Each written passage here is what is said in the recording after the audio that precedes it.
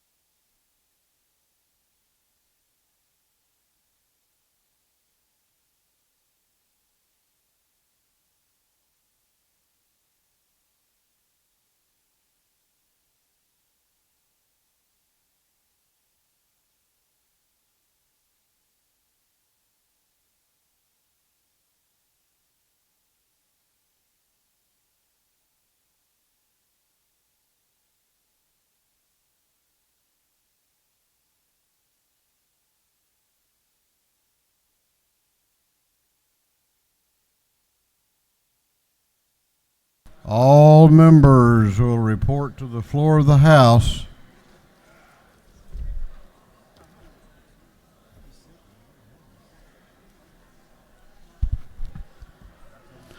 We're now going to have the morning roll call. All members present will please vote green to signify their presence in the chamber, and the clerk will unlock the machines.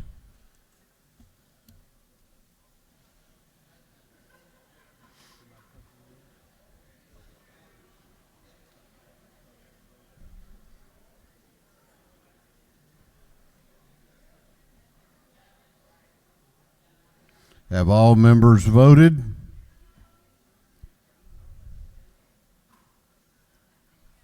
Have all members now voted?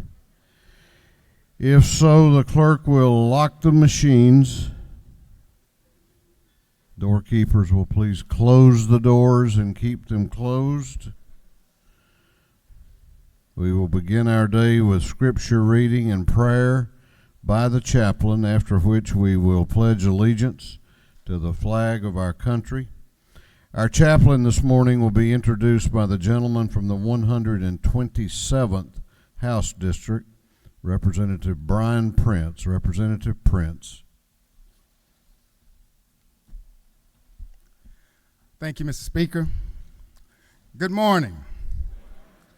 It is an honor to introduce and share my pastor, Reverend Dr. Charles E Goodman, Jr. Dr. Goodman serves as a senior pastor and teacher of the historic Tabernacle Baptist Church in Augusta, Georgia. But he doesn't serve alone. Please help me recognize the team that he's brought with him and that supports the church: Ms. Charlene Patterson, Ms. Joyce Freeman, Ms. Zebra Jefferson, and Mr. Kendrick Lamar.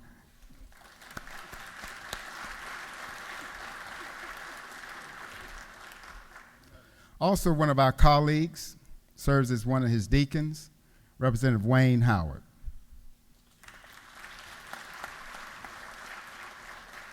Colleagues, it has been said that those that require a long introduction probably don't deserve them, and those that deserve a long introduction don't require one. Therefore, I'd like to thank the doorkeepers for placing Pastor Goodman's bio on your desk, so now I can get out of the way and let God use him. Hear ye him. Good morning. Thank you again to our speaker and to all those who serve in this august body. To Representative Prince and Howard, thank you again for your service. And to all those who are representing us today in what is a wonderful day for us here at the Capitol, Augusta Day. I hope that you enjoy your hats, and we always represent 706 very well, and it is a joy and a privilege to be able to stand and share with you because you have important business to do. I also understand not only should the intro be brief, but my message should be brief as well. I'm grateful for the staff that has traveled with us, but I want to share today just simply something that hopefully will guide us. As This body has come together, whatever demographic and constituents that you represent. You have a lot of responsibility. There was a text I want to lift up today found in Matthew chapter 12, verse 25. Reading from the Good News translation, and this is what it says. Jesus knew what they were thinking, so he said to them, any country that divides itself into groups which fight each other will not last very long. And any town or family that divides itself into groups which fight each other will fall apart. Simple thought to think for us today. I want to talk about this: keep it together. As we're in a very interesting time, not just nationally with a lot of things happening in politics, but also even within our state, this great state that all of us love, regardless of which banner you tend to lean to your side. But yet we understand that with trying times comes difficulties, and difficulties oftentimes can raise up disagreements. I want to submit for us today that just because there are disagreements does not mean there needs to be division. There is a way to disagree. There is a way to work through things. And yet we begin to understand that somehow in our land that we love, this place that has become a great place for us, for great memories, that somehow we have leaned, instead of for disagreements, into restoration. We have leaned to disagreement, into division. Jesus in our text today was facing that. There was a lot going on in his time as he was sharing and trying to bring about the kingdom of God. The Bible lets us know that the establishment was trying to put a fence, if you will, around his ministry and his message. And so they were trying to figure out what makes him so special. So others were pegging and say, well, he's doing this because he's working for the wrong team. He's doing this because he's working against himself, in essence, or maybe he's not as good as he should be. And that's why this text is so powerful, because it is a response that Jesus gives to them about the reality of division. He literally says to them, I hear your thoughts, but I want you to understand that we are really on the same team. Even the antagonists that Jesus had to flow against were people of the religious order. And he wanted them to know, in this simple little word, he said, any country that divides or is not with itself will not last long, and any town that is against itself will not stand. Those two thoughts are powerful. It simply says that division has these two destructive things, that it has no long tenure and it has no foundation. For us who share in this burden of leading, it's oftentimes hard to try to navigate that fine line. What I simply want to challenge you with today is, no matter how much we may disagree, and we will disagree, my prayer is that we will move not from disagreement to division, but disagreement to restoration. Because we are warned, according to the words of Jesus, that if we are spent in division, we will not last long, neither will we stand long. It is my prayer that our country, this state, this august body lasts long and stand strong. And that only happens when we are unified, even in the midst of disagreement. Let us pray. God, we thank you again for the opportunity to serve, and all of us here, regardless of our political agenda and our political party affiliation, we come with one honor, realizing that you are the one that leads us and guides us. So what we pray is that you continue to give strength and guidance to this body. We thank you for the leadership, and we thank you for all who are here representing their different places in this wonderful state called Georgia. And just as we've been challenged today, it is our prayer that in the midst of our policies, in the midst of us going back in together, we would ask God, help us, that no matter what we do, to keep it all together. We want to last long and stand strong. So be with us. That is the only way we can do this. Guide us and lead us in your way, and help us so that we can be a better state, a better country for the glory of God. This is our prayer. Amen. I pledge allegiance to the flag of the United States of America and to the republic for which it stands, one nation, under God, indivisible, with liberty and justice for all. Doorkeepers will unlock the doors.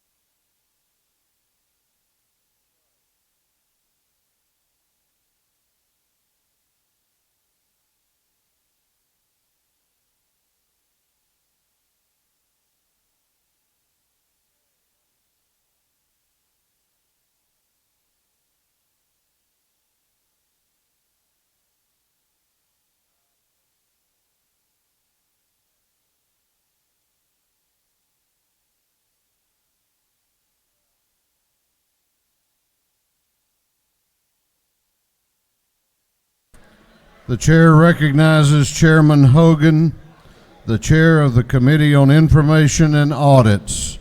Thank you, Mr. Speaker. Your Committee on Information and Audits has read the journal of the previous legislative day and found it to be correct. Chairman Hogan, Yes, sir. is that the official report you just gave us or one that you pulled out of your coat pocket? Well, the official one has a way of disappearing, and as the journal gets larger and larger, today it took a long time to read the journal, and I'd like to see if maybe you could get maybe Representative Noah Williams to help me with this. I'll take that under advisement. Thank you. Chairman Hogan, the chair of the Committee on Information and Audits, reports that the journal of the previous legislative day has been read and found to be correct. Is there any objection to the confirmation of the journal? The chair hears none, and the journal is confirmed. The clerk will read the resolution establishing the order of business for the day. Mr. Burns, on the 59th, moves following establishes the order of business during the first part of the period. Unanimous consents. Introduction of bills and resolutions. First reading and reference of House bills and resolutions. Second reading of bills and resolutions. Report of standing committees. Third reading and passage of uncontested local bills and resolutions. First reading and reference of Senate bills and resolutions. Mourning orders. Is there any objection to the adoption of the resolution establishing the order of business for the day? The chair hears none, and the resolution is adopted. First reading of bills and resolutions. The clerk will read. House Bill 916 by Representative Beasley Teague of the 65th bill being titled an act to amend the official code of Georgia annotated so as to repeal the imposition of the death penalty. Judiciary non-civil. House Bill 917 by Representative Burchett of the 176th, Corbett of the 174th, Hitchens of the 161st, Scoggins of the 14th, and LaHood of the 175th. Bill being titled an act to amend Part 3 of Article 4, Chapter 11 of Title 16 of the official code of Georgia annotated relating to the carrying and possession of firearms. Public safety and homeland security. House Bill 918 by Representative Cooper, the 43rd, Knight of the 130th, Hatchett of the 150th, England of the 116th, Gravely the 67th, and others. Bill be titled an act to amend Article 6 of Chapter 4, Title 26 of the official code of Georgia annotated relating to pharmacies. Insurance. House Bill 919 by Representative Hatchett of the 150th, Jaspers of the 11th, Burns of the 159th, England of the 116th, McCall of the 33rd, and others. Bill being titled an act to amend Article 2, Chapter 7 of Title 48 of the official code of Georgia annotated relating to the imposition, rate, computation, and exemptions from state income tax. Ways and Means. House Bill 920 by Representative Clark of the 98th bill being titled an act to amend Title 20 of the official code of Georgia annotated relating to education. Higher education. House Bill 921 by Representative Bruce of the 61st, Bazemore of the 63rd, Jackson of the 64th, and Bodie of the 62nd. Bill being titled an act to amend an act to incorporate the city of South Fulton. Intergovernmental coordination. House Bill 922 by Representative Carper of the 4th, Ridley of the 6th, Tarvin of the 2nd. Bill being titled an act to revise and restate the law relating to the Whitfield County Board of Education. Intergovernmental coordination. House Bill 923 by Representative Corbett of the 174th. Bill being titled an act to amend an act to provide for the compensation of the Board of Education of Clinch County. Intergovernmental coordination. House Bill 924 by Representative Rogers of the 10th and Irwin of the 28th. Bill being titled an act to amend an act to create a Board of Commissioners of Roads and Revenue for Habersham County. Intergovernmental coordination. House Bill 925 by Representative Rogers of the 10th, Lot of the 122nd, Reeves of the 34th, and Laricki of the 169th. Bill being titled Act to amend Chapter 8 of Title 48 of the official code of Georgia annotated relating to sales and use tax. Ways and Means. House Bill 926 by Representative Rogers, the 10th lot of the 122nd, Laricki of the 169th, Corbett of the 174th, Reeves of the 34th. Bill being titled Act to amend Code Section 12.839 of the official code of Georgia annotated relating to waste management. Natural Resources and Environment. House Bill 927 by Representative Parsons, the 44th, Cooper, the 43rd, Reeves, the 34th, Dollar, the 45th, Rutledge, the 109th, and others. Bill being titled an act to amend Article 1 of Chapter 9 of Title 12 of the official code of Georgia annotated relating to air quality. Natural Resources and Environment. House Bill 928 by Representative Wiedauer, the 119th, Williams, the 148th, Richard, the 97th, Barr, the 103rd, Silcox, the 52nd, and others. Bill be titled an act to amend Part 2 of Article 15 of Chapter 1 and Title 10, the official code of Georgia annotated relating to the Fair Business Practice Act of 1975. Agriculture and Consumer Affairs. House Bill 929 by Representative Smith of the 133rd, Washburn of the 141st, Barr of the 103rd, Smith of the 70th, Dickey of the 140th, and others. Bill be titled an act to amend Part 1 of Article 2, Chapter 8 and Title 12, the official code of Georgia annotated relating to general provisions relative to solid waste management. Natural Resources and Environment. House Bill 930 by Representative Corbett of the 174th, Taylor of the 173rd, Watson of the 172nd, Meeks of the 178th, and England of the 116th. Bill be titled an act to amend Code Section 33-125, the official code of Georgia annotated relating to the Georgia Agribusiness and Rural Jobs Act. Ways and Means. House Bill 931 by Representative Bonner of the 72nd, Belton of the 112th, Turner of the 21st, Clark of the 147th, Newton of the 123rd. Bill be titled an act to amend Code Section 4536 of the official code of Georgia annotated relating to veterans' licenses. Motor Vehicles. House Bill 932 by Representative Gaines, the 117th, Cooper, the 43rd, Jones, the 25th, Wiedauer, 119th, and Newton, the 123rd. Bill be titled an act to amend Chapter 7 of Title 14 and Chapter 35 of Title 43 of the official code of Georgia annotated relating to professional corporations. Health and Human Services. House Bill 933 by Representative Nix, the 69th, Smith, the 133rd, and Trammell, the 132nd. Bill be titled Act to amend an act to provide a homestead exemption from Troup County School District ad valorem taxes. Intergovernmental Coordination. House Bill 934 by Representative Reeves, the 34th, Rogers, the 10th, Laricchia, the 169th, Lott, the 122nd, Oliver, the 82nd, and others. Bill be titled an act to amend Article 2, Chapter 7, and Title 48. The official code of Georgia annotated relating the imposition rate, computation, and exemptions from income taxes. Ways and Means. House Bill 935 by Representative Estration of the 104th, Marin of the 96th, Barr of the 103rd, Parks of the 101st, Harrell of the 106th, and others. Bill be titled an act to amend the act creating the Recorder's Court of Gwinnett County. Intergovernmental Coordination. House Bill 936 by Representative Corbett of the 174th, Ridley of the 6th, Powell of the 32nd, Pelton of the 112th, Perkle of the 155th. Bill be titled an act to amend Title 40 of the official code of Georgia annotated relating to motor vehicles and traffic. Motor Vehicles. House Bill 937 by Representative Smith, the 133rd, McCall of the 33rd, Ridley of the 6th, Corbett of the 174th, Powell of the 32nd. Bill be titled an act to amend Title 80 of the official code of Georgia annotated relating to buildings and housings. Agriculture and Consumer Affairs. House Bill 938 by Representative Allen of the 4th, 40th, Trammell, the 132nd, Dickerson, the 113th, Dreyer, the 59th, and Anulowitz, the 42nd. Bill be titled an act to amend Article 1 of Chapter 9 and Title 12 of the official code of Georgia annotated relating to air quality. Natural Resources and Environment. House Bill 939 by Representative Carson, the 46th, Knight of the 130th, Stevens, the 164th, Rutledge, the 109th, Wiedauer, the 119th, and others. Bill be titled an act to amend Article 2 of Chapter 7 and Title 48 of the official code of Georgia annotated relating to the imposition rate, computation, and exemptions from state income taxes. Ways and Means. House Bill 940 by Representative Kennard of the 102nd, Lopez Romero of the 99th, Clark of the 108th, McLeod of the 105th, Carter of the 92nd, and others. Bill be titled an act to amend Chapter 2 of Title 20 of the official code of Georgia annotated relating to elementary and secondary education. Education. House Bill 941 by Representative Estration of the 104th, Hitchens of the 161st, Lumsden of the 12th. Bill be entitled an act to amend Article 3 of Chapter 5 of Title 16, Article 1 of Chapter 15 of Title 45, and Article 7 of Chapter 4 of Title 49 of the official code of Georgia annotated relating to kidnapping, false imprisonment, and related offenses. Judiciary Non-Civil. House Bill 942 by Representative Donahue the 30th, Hawkins the 27th, Dubnik of the 29th. Bill be entitled an act to authorize the governing authority of the city of Flowery Branch to levy an excise tax. Intergovernmental Coordination. House Bill 943 by Representative Donahue the 30th, Hawkins the 27th, Dubnik of the 29th. Bill be entitled an act to authorize the governing authority of the city of Oakwood to levy an excise tax.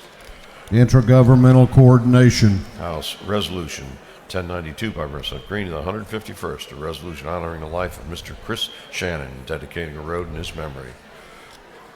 Transportation. House Resolution 1093 by Representative Parsons, the 44th, Workhausen, the 157th, Hitchinson, the 61st, Nixon, the 69th, Dickey, the 140th. A resolution creating the Joint Study Committee on Cybersecurity.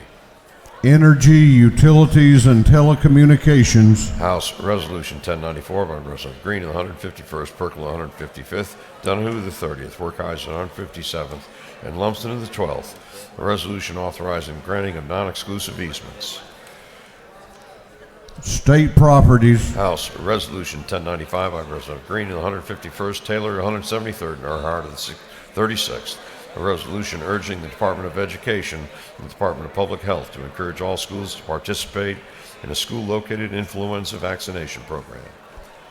Health and Human Services. House Resolution 1160 by Representative Buckner of the 137th, Bentley of the 139th, Jackson of the 128th, Pullen of the 131st, Moore of the 1st, and others. A resolution creating a House Study Committee on motor carrier inspections. Public Safety and Homeland Security. House Resolution 1161 by Representative Wiedauer of the 119th and Gaines of the 117th. A resolution honoring the life of Mr. James Oscar Hardigree and dedicating a road in his memory. Transportation. House Resolution 1162 by Representative Allen of the 40th and Ulowitz of the 42nd. A resolution urging the following commercial public facilities to have at least one gender-neutral adult. Special Rules. House Resolution 1163 by Representative Gamble of the 15th, Scoggins the 14th, Kelly the 16th. A resolution recognizing the Georgia Supreme Court Justice Robert Benham and dedicating a bridge in his honor. Transportation. House Resolution 1164 by Representative McCall of the 33rd, Watson the 172nd, Dickey the 140th, Perkle the 155th, and Corbett of the 174th. A resolution encouraging the Department of Public Safety to be attentive to the needs of livestock. Agriculture and Consumer Affairs. House Resolution 1165 by Representative Gamble of the 15th, Scoggins the 14th, and Kelly the 16th. A resolution honoring the life of Sergeant Stanley Thomas Bradley and dedicating an intersection in his memory. Transportation. Unnumbered bill by Representative Dukes, the 154th, to be titled an act to amend an act changing the method of selecting the members of the Board of Education of Miller County. Intergovernmental Coordination.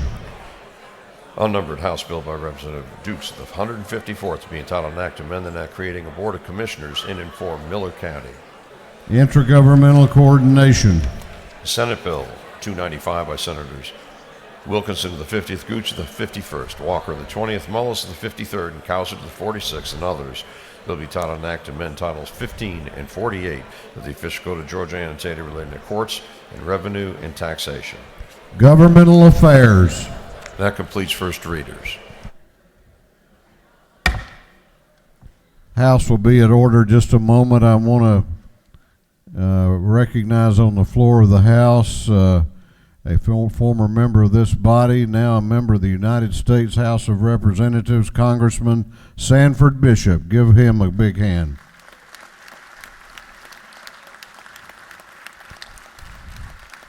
Second reading of bills and resolutions. The clerk will read.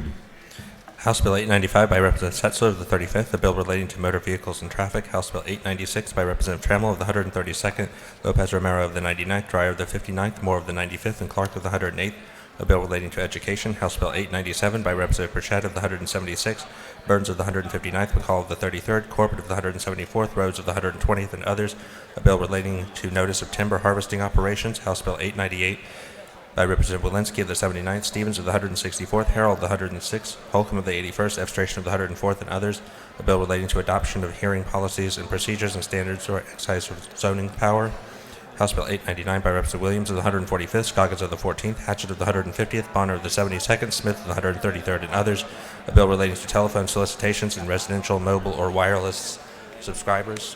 House Bill 900 by Representative Corbett of the 174th, Ballinger of the 23rd, Holmes of the 129th, Dempsey of the 13th, and Richard of the 97th, a bill relating to special license plates. House Bill 901 by Representative Chokas of the 138th, Green of the 151st, Lumsden of the 12th, Wiedauer of the 119th, Smith of the 70th, a bill relating to general provisions regarding the Georgia Environmental Finance Authority. House Bill 902 by Representative Dreyer of the 59th, Fry of the 118th, Wilson of the 80th, Hawley of the 111th, and Bennett of the 94th, a bill relating to primaries and elections. House Bill 903 by Representative Dollar of the 45th, Barr of the 103rd, Montana of the 17th, Perkle of the 155th, and Douglas of the 78th, a bill relating to motor vehicles and traffic. House Bill 904 by Representative Petrie of the 166th, a bill relating to assessment of expenses, exemption from liability, and liability for unpaid assessments.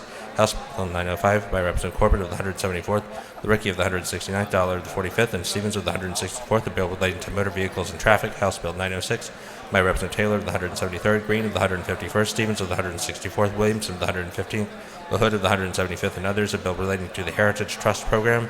House Bill 907 by Representative Saines of the 180th, Clark of the 147th, Bonner of the 72nd, Hitchens of the 161st, Prince of the 127th, and others, a bill relating to the War Veterans Home.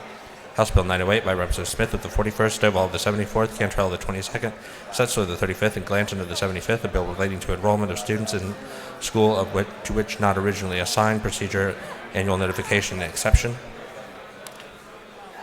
House Bill 909 by Representative Cooper of the 43rd and Harrell of the 106th, a bill relating to crimes and offenses. House Bill 910 by Representative Mathiak of the 73rd, Barr of the 103rd, Taylor of the 173rd, Earhart of the 36th, Williams of the 145th, and others, a bill relating to health.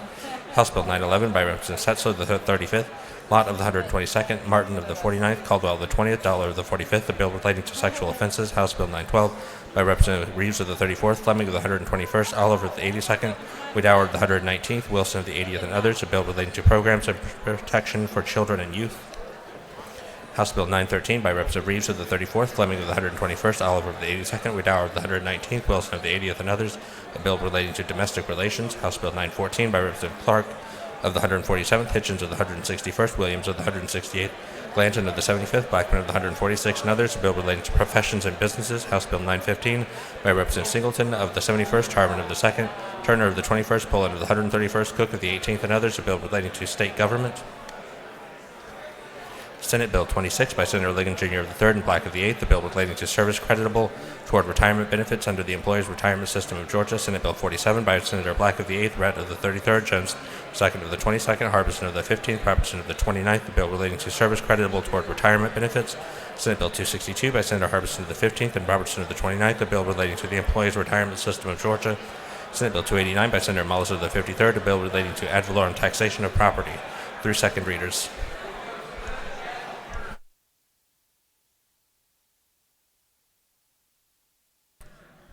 Reports of standing committees. The clerk will read. Representative Mark Newton, 123rd District, Chairman of the Committee on Access to Quality Health Care, submitted the following report. Mr. Speaker, your Committee on Access to Quality Health Care has had under consideration the following bills of the House and instructed me to report the same back to the House. The following recommendations. House Bill 888 to pass by committee substitute, respectfully submitted Mark Newton of the 123rd District, Chairman. Representative Don Parsons, the 44th District, Chairman of the Committee on Energy, Utilities, and Telecommunications, submitted the following report. Mr. Speaker, your Committee on Energy, Utilities, and Telecommunications has had under consideration the following bills of the House and instructed me to report the same back to the House. The following recommendations. House Bill 761, do pass by substitute. Respectfully submitted Representative Don Parsons of the 44th District, Chairman. Representative Blackman of the 146th District, Chairman of the Committee on Governmental Affairs, submitted the following report. Mr. Speaker, your Committee on Governmental Affairs has had under consideration the following bills of the House and instructed me to report the same back to the House with the following recommendation. House Bill 757, do pass by committee substitute. Respectfully submitted Representative Blackman of the 146th District, Chairman. Representative Jan Tankersley of the 160th District, Chairman of the Committee on Intergovernmental Coordination Locals, submitted the following report. Mr. Speaker, your Committee on Intergovernmental Coordination Locals had under consideration the following bills of the House and has instructed me to report the same back to the House with the following recommendations. House Bill 860, do pass by substitute. House Bill 869, do pass. House Bill 871, do pass. House Bill 872, do pass. House Bill 873, do pass. House Bill 874, do pass. House Bill 875, do pass. House Bill 876, do pass. House Bill 884, do pass. House Bill 889, do pass. House Bill 803, do pass by substitute. Respectfully submitted Representative Jan Tankersley of the 160th District, Chairman. Representative Bill Hitchens, the 161st District, Chairman of the Committee on Public Safety and Homeland Security, submitted the following report. Mr. Speaker, your Committee on Public Safety and Homeland Security has had under consideration the following bills of the House and instructed me to report the same back to the House with the following recommendations. House Bill 417, do pass by committee substitute. House Bill 487, do pass by committee substitute. Respectfully submitted Representative Bill Hitchens, the 161st District, Chairman. Representative Benton of the 31st District, Chairman of the Committee on Retirement, submitted the following report. Mr. Speaker, your Committee on Retirement has had under consideration the following bills of the House and instructed me to report the same back to the House with the following recommendations. House Bill 390 do pass. House Bill 830 do pass. Respectfully submitted, Representative Benton of the 31st District, Chairman. That completes the reports of standing committees.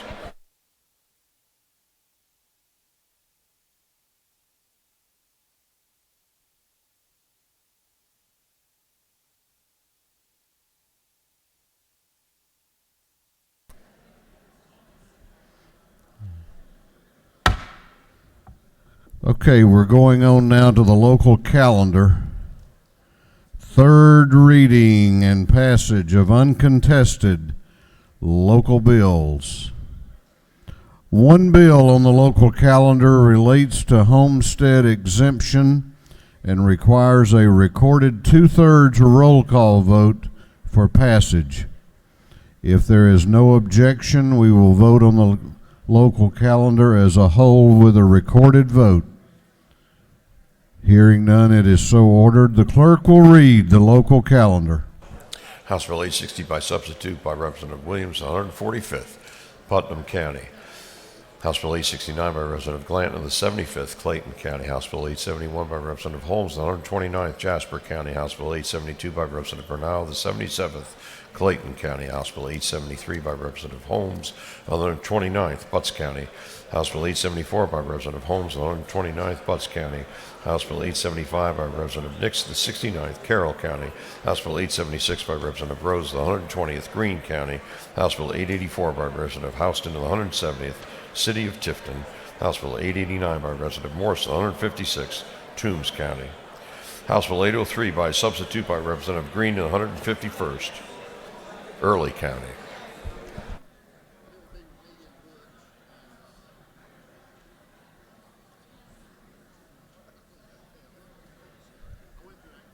Is there any objection to the previous question being ordered on the local calendar? The chair hears none. The previous question is ordered. Is there any objection to agreeing to the report of the committee, which was favorable to the passage of the bills? The chair hears none. The report of the committee is agreed to. Shall these bills now pass? All those in favor of the passage of the bills on the local calendar will vote aye. Those opposed will vote no, and the clerk will unlock the machines.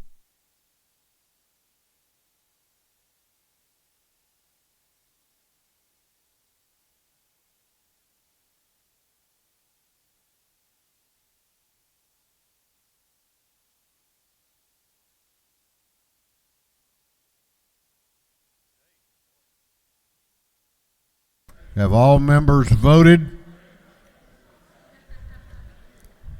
Have all members voted? If so, the clerk will lock the machine on the passage of the bills. On the local calendar, the ayes are 162. The nays are 0. These bills, having received the requisite constitutional majority, are therefore passed. Okay, we're going on now to mourning orders.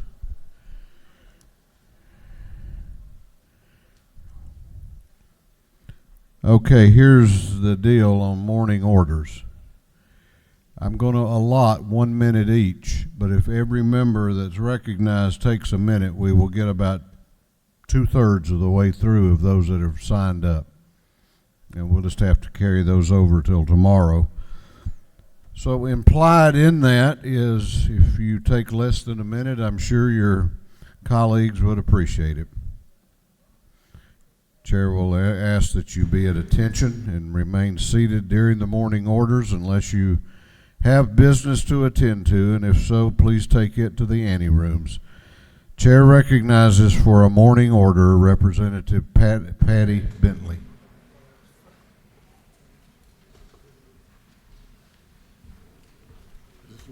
Yes, thank you, Mr. Speaker.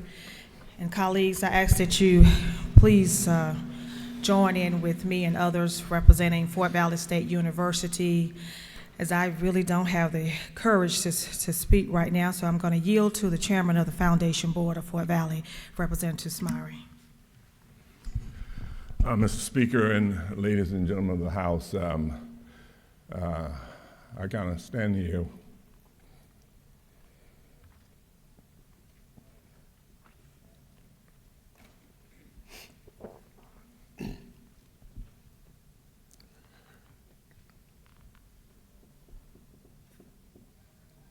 with a heavy heart. And anytime you lose somebody in your family, and I talked with our president last night, Dr. Paul Jones, and you never know the time, the hour, nor the day.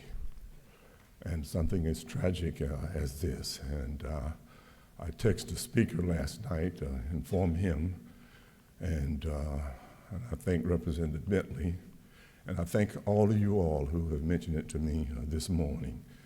And but the Lord is my shepherd, and I shall not want. He leads me beside the still waters. He restored my soul.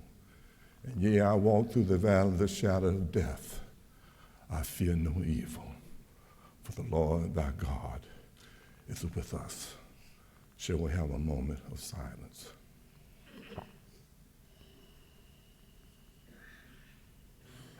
Amen. Thank you very much, Mr. Speaker, very much.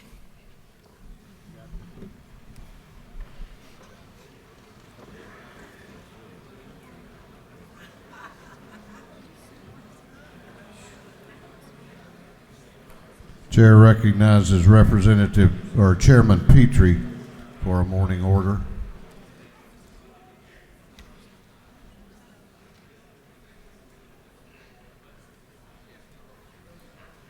Thank you, Mr. Speaker. Members of the House, it's my honor today to recognize for African American History Month Justice Clarence Thomas, who was here with us last week, born in Pinpoint, raised just a few miles from my home in Chatham County, raised by his grandparents when his father abandoned his family, a tremendous example of the American dream. The second only African American ever appointed to the U.S. Supreme Court, appointed by President H.W. Bush, now the longest serving member of the U.S. Supreme Court at 28 years. We're very proud of Justice Thomas back home in Savannah, and it was a great honor to have him here with us last week. Thank you. Chair recognizes Representative Frazier for a morning order.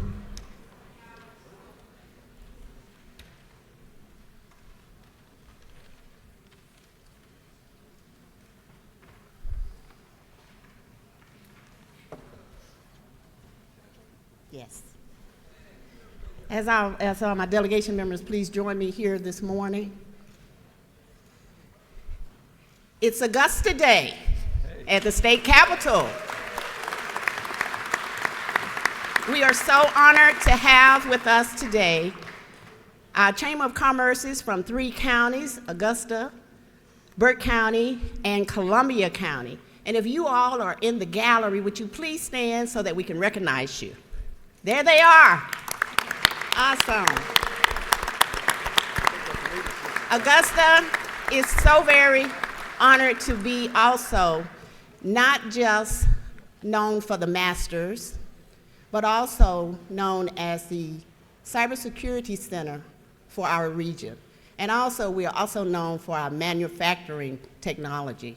So today on your desk is your Master's hat. And I have been asked, where are your tickets? And I just want you all to get these hats. Look down, there's a flap in here somewhere. And one of you all will be the lucky winner of 2 Master tickets. And I do not believe you all are looking in those hats. So we would like to thank all the folks that came down from Augusta today. And thank you all as we celebrate Ladies' Augusta time Day has at the way state expired. capitol. Might have given you more time if you'd have said tickets were in every cap, but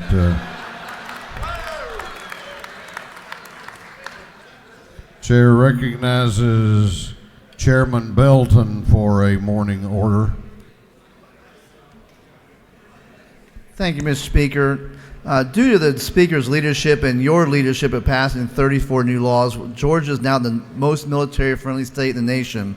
But the Regents is also doing a great job of being military-friendly for our universities. They've actually worked out an agreement with us to help with the recruiters.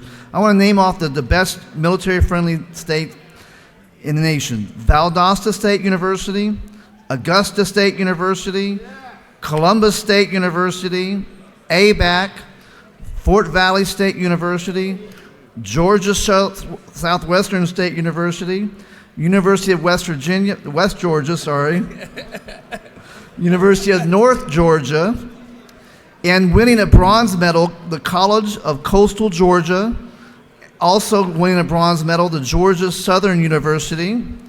Winning a silver medal is Kennesaw State University. The number 2 nation in the nation, University of Georgia, and the number 1 nation, Georgia State University. Congratulations. Chair recognizes Chairman Cooper for a morning order.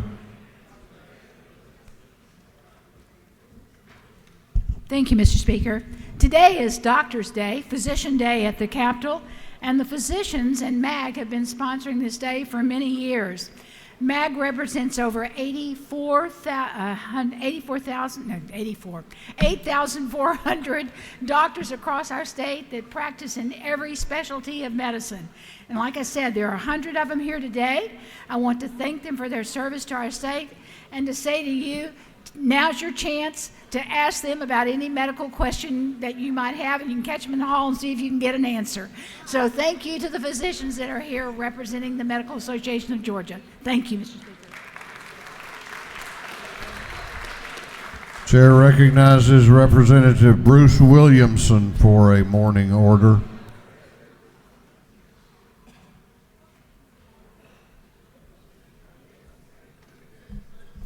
Thank you, Mr. Speaker. I rise today to honor the memory of Dr. Craig Taylor of Monroe, Georgia. Lee Hawkins was supposed to join me up here. Lee knew Craig for almost 40 years as well as I. Dr. Taylor lived a life of service. He was a brilliant doctor. He helped those in need regardless of their station in life. He was a public servant. He served on a city council, founded a Boy Scout troop, and unfortunately his wife, Kathy Taylor, was going to join us today, but she got stuck in the photo ops with the governor downstairs. But if you'd join me in a moment of silence for a man that made a difference in the lives of everyday Georgians, Dr. Craig Taylor. Thank you. Chair recognizes Representative Hughley for a morning order.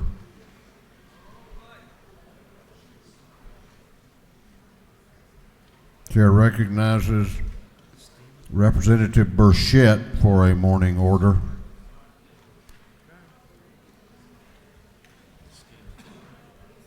Thank you, Mr. Speaker. Today I rise to recognize a group from my home district, Lanier County Schools aspiring leaders. I'd ask them to stand in the gallery with us and recognize these educators that are pursuing leadership here in Georgia. Thank you very much.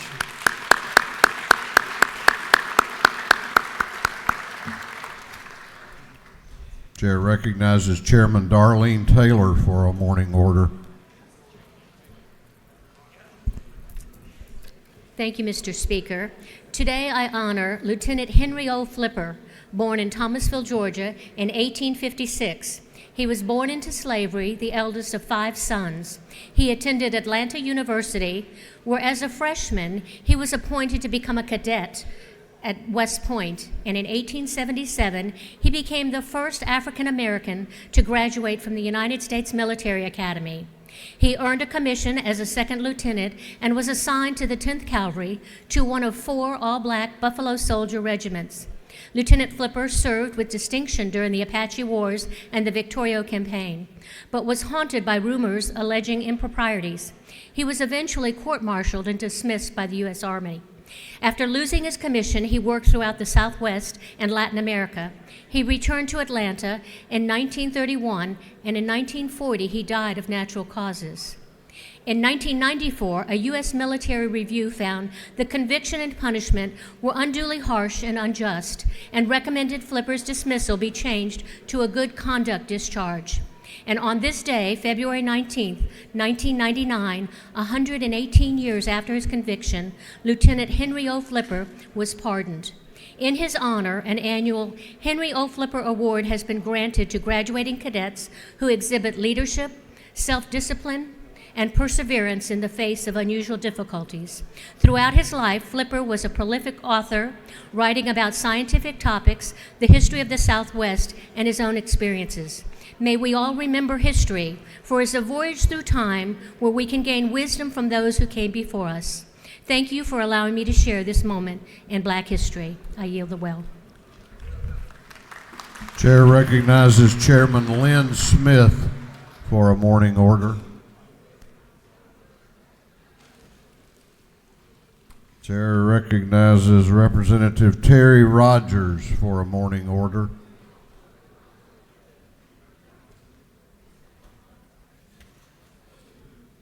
Thank you, Mr. Speaker. I don't know if they've made their way into the gallery yet or not, but today is Habersham County Day at the Capitol. There they are. They're right there. And they're all here to tell you that Habersham County is alive, well, and open for business. And I made a mistake a couple of years ago and said it was the trout fishing capital of the world. I'll just say that along with Blue Ridge, it's one of the trout fishing capitals of the world. So if y'all would stand up and give them a welcome, please.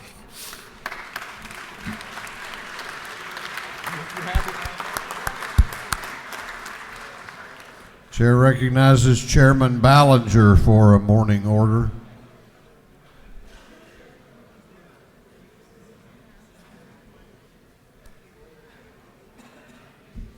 Thank you, Mr. Speaker. On your desk today, you have All About Kids. It's fact sheets about Georgia's children.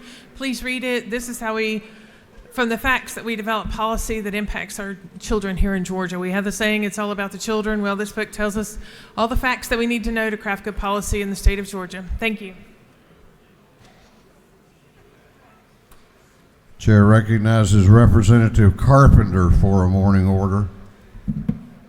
All right, guys. Thank you, Speaker. I'd like you to raise your hand if you have a restaurant in your district. Trying to see how many people are actually listening. So today is State Restaurant Day. Did you know that restaurants are the second largest private employer in the state of Georgia, with over 500,000 employees and over 19,000 locations? Today we're recognizing Doug Turnbush. He was the Georgia Independent Restaurateur of the Year. He's out of Marietta. He opened Seed Kitchen and Bar in 2011. He has since opened Stem Wine Bar and Oyster Bar. His menu reflects international flavors because he traveled and lived extensively all over the world, particularly in Bangkok. So his tastes are bold and exciting. As a chef, he said, as a chef, you have the greatest menu in the world, but if it doesn't mean a thing if you have poor quality ingredients. Making sure we have a commitment to local sourcing and local ingredients is his top priority. So with that, I would appreciate you very much coming down to the Freight Depot tonight at 5 p.m. and support all the restaurants in Georgia. Thank you. Chair recognizes Chairman Heath Clark and Chairman Shaw Blackman for a morning order.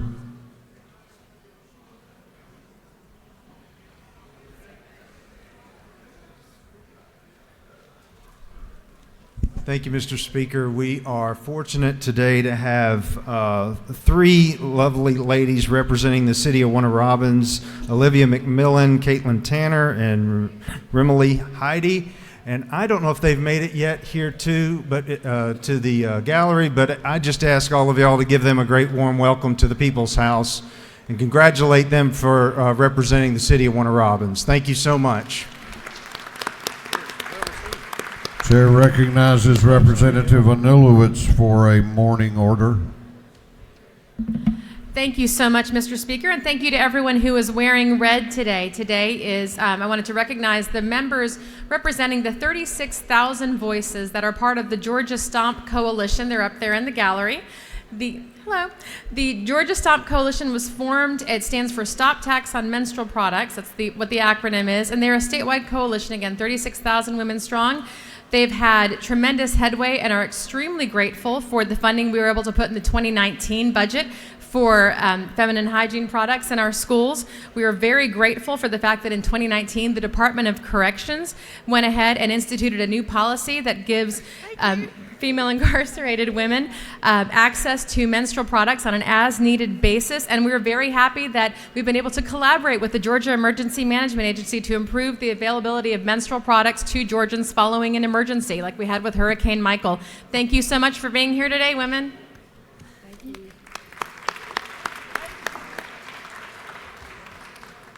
Chair recognizes Representative Walensky for a morning order. Thank you, Mr. Speaker. I firmly believe that the moral test of government is how the government treats children, elderly, sick, the needy, and the handicapped. Disability advocates from across the state are gathering today here at the Capitol in recognition of Now Comp Waiver Disability Day. This waiver supports families who have children with severe disabilities. There are currently around 7,000 on the waiting list to get the waiver, some waiting for 15 years. These groups are humbly asking today that we fund the Now Comp waiver. They ask we fund this program in full. One of those here today is my constituent, Evan Woody. Can you please stand? When Evan was a year and a half, he had a traumatic brain injury and he is nonverbal and has a 3-year-old equivalency. Evan was here yesterday and he's advocating again today. And while he is nonverbal, his silence and his presence is deafening. As he, with all who need this waiver, as they don't have the voice to do so. Let us give Evan a huge round of applause for this fight and strength, and let's fully fund these waivers. Thank you, Mr. Speaker. Chair recognizes Representative Stovall for a morning order. Thank you, Mr. Speaker. I would like to first give thanks to Forest Park Mayor and City Council for finally passing the ordinance 4-1 to allow the reopening of the farm stand at Little Ones Learning Center in Forest Park. Little Ones Learning Center sold fruits and vegetables from their own garden and from local farmers. The next thing I want to bring attention to is a newly created Chattahoochee Flint Health District that will combine Clayton County with 12 other counties: Carroll, Hurd, Coweta, Fayette, Henry, Spalding, Butts, Troup, Meriwether, Pike, Lamar, and Upson. Our delegation met with the Commissioner of the Department of Public Health, and we are not in agreement with this combination of our counties with this new health district. We believe that it would decrease the services provided to our citizens as well as to those of the other county as well. Thank you, Mr. Speaker.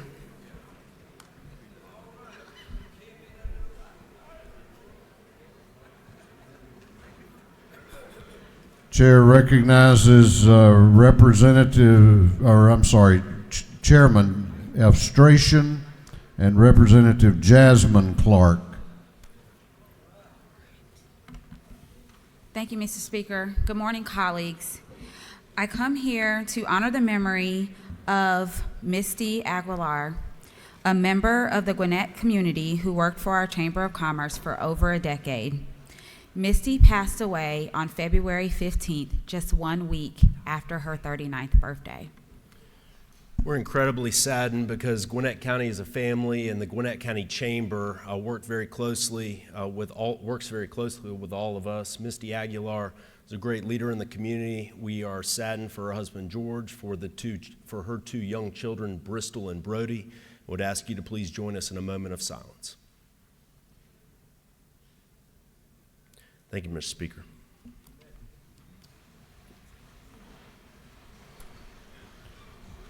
Chair recognizes Representative Mabel Thomas. We have 3 or 4 left and 40 seconds total.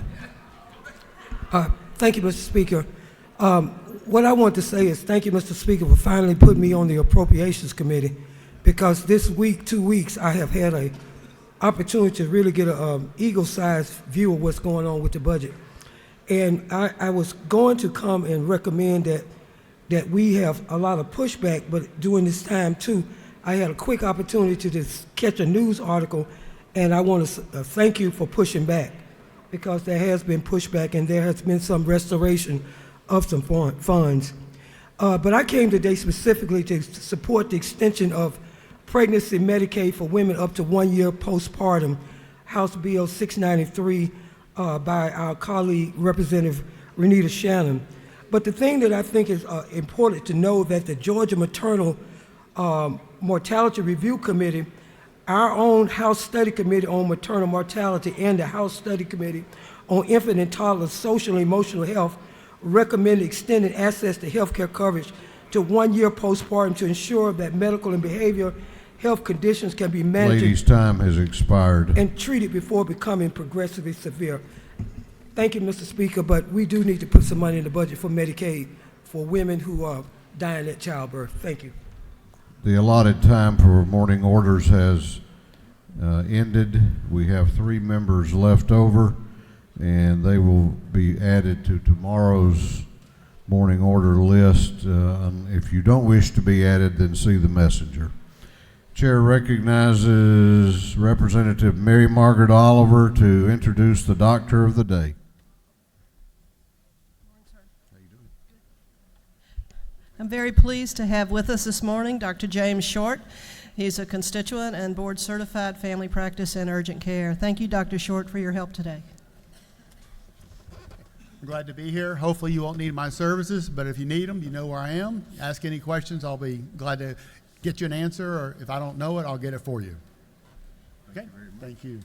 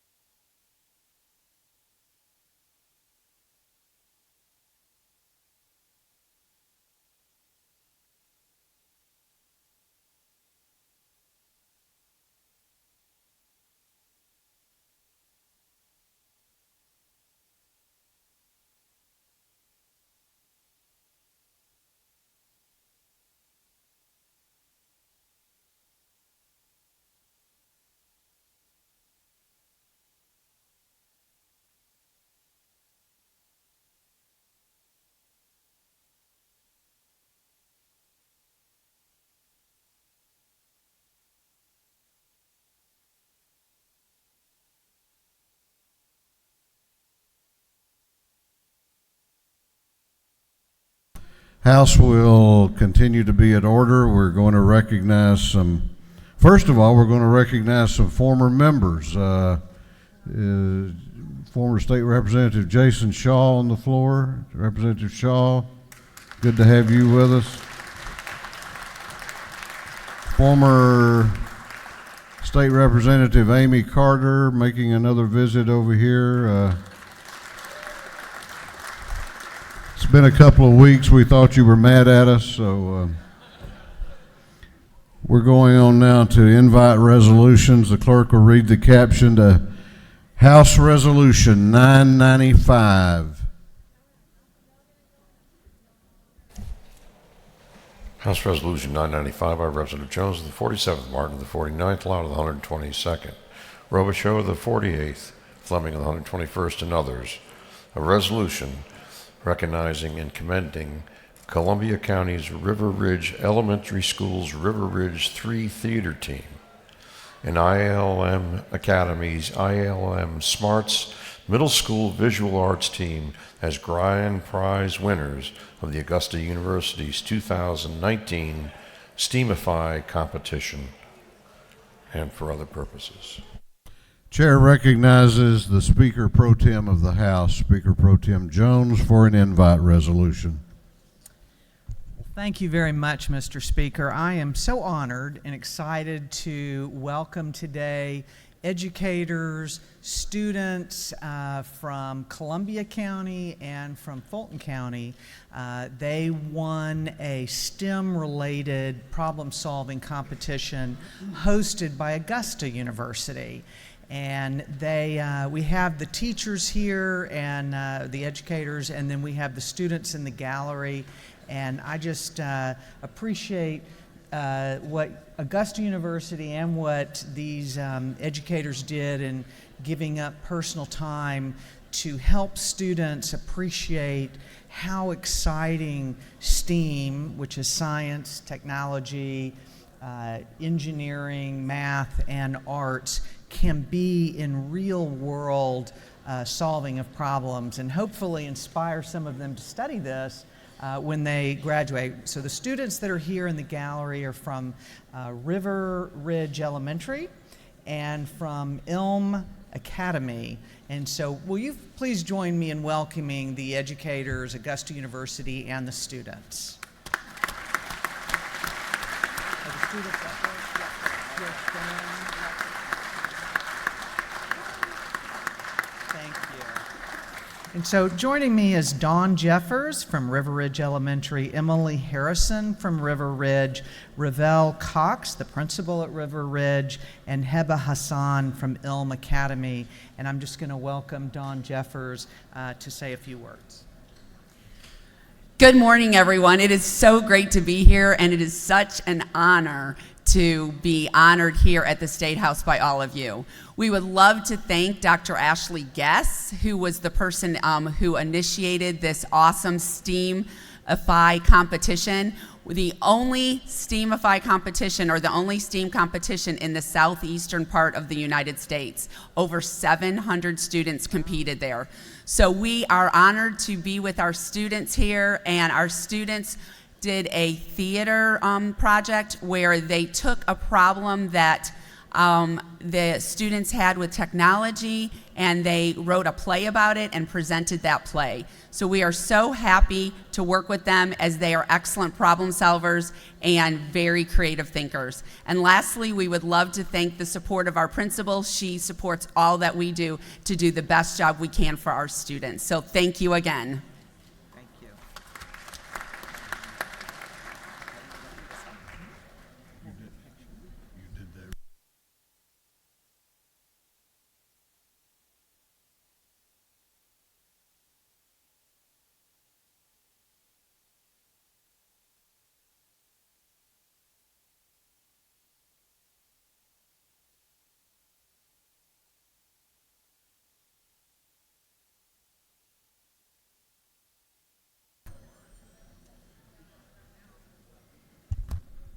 Clerk will read the caption to House Resolution 1124.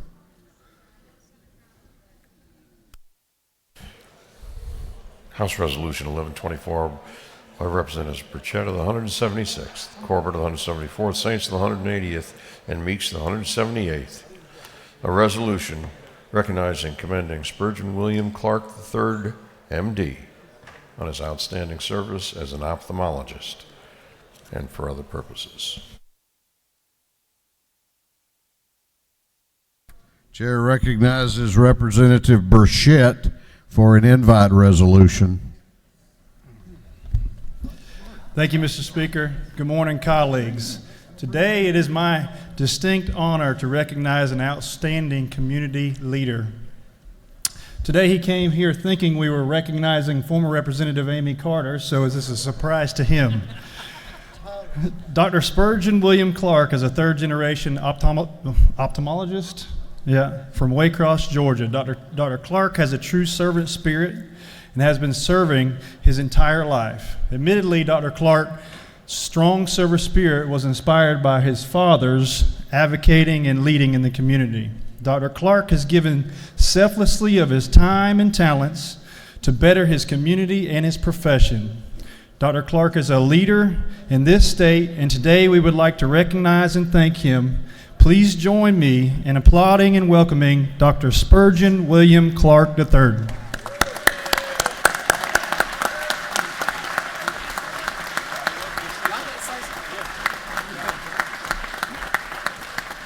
I'm very seldom shocked by just about anything I see, but this is such a pleasant surprise, and thank you so much. You know, as I've had the opportunity to work with so many of you and your predecessors over the years, the service that you give to our state is outstanding. We appreciate, as physicians, the opportunity to work with you to better our patients, your constituents' care. And I thank you so much for this recognition. And you guys, I owe you one, very seriously. Thank you, Mr. Speaker. Thank you.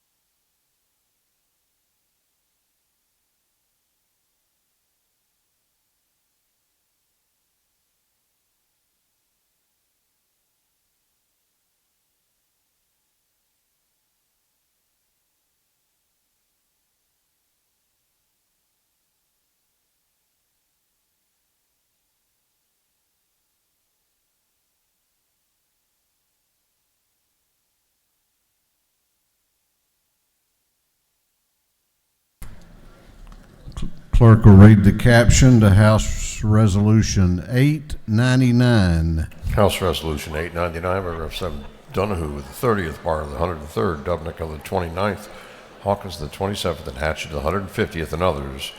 A resolution congratulating and commending the Georgia Beekeepers Association on the occasion of its 100th anniversary. Chair recognizes Representative Donahue for an invite resolution. How you doing, man? Good to see you. Oh, it's amazing. God. Look here. I'm wearing it today. Thank you, Mr. Speaker, ladies and gentlemen of the House. I come to you today thanking you again for 2 years ago we passed a B tag, and this B tag is already making a difference in our state. Georgia is the number 3 in the country in selling and growing bees. We stay between 8 and 10 in selling honey. But this group next to me are the people that really are responsible in growing and educating Georgians. So I look at this as I introduce each person, and I think this is 100-year anniversary. We have up here Miss Linda Tillman, president of GBA, Gina Gallucci, vice president, Gail Dean, Dan Long, and we have a lady up here, Virginia Webb. Her honey has won the world champion honey contest for 5 years. That's 5 times. That's pretty impressive honey. Look at that. And if you need some, I think Al needs to give this to the speaker. But I would like to introduce at this time Miss Linda Tillman, and thank you again, Mr. Speaker. I appreciate it. You talk about this good honey and you don't bring me any? Al took it. I'm going to get you some though. Thank you, everybody. We're very excited about the license plate and want to thank you first for passing it so that we can have it on the road. The license plate contributes to the education of beekeepers and to the education of the public about the bees. And we are very proud to support our bees because bees are crucial to the agricultural industry in Georgia. Bees pollinate soybeans, they pollinate cotton, they pollinate a lot of the fruits and vegetables that we eat. In addition, our beekeepers send bees to California to pollinate the almond. Our beekeepers in Georgia send the bees to do that. They send bees to Michigan to pollinate blueberries there. And they send bees all over the country. In addition to that, we sell bees, the actual bee the little buzzing insect, to beekeepers all over the country, and Georgia is one of the top states doing that as well. So we are thrilled to be celebrating our 100th anniversary and look forward to 100 more years. And thank you all for your support. Mr. Speaker. Now, we would like to give this resolution to the beekeepers. Thank you again, and I always appreciate that opportunity.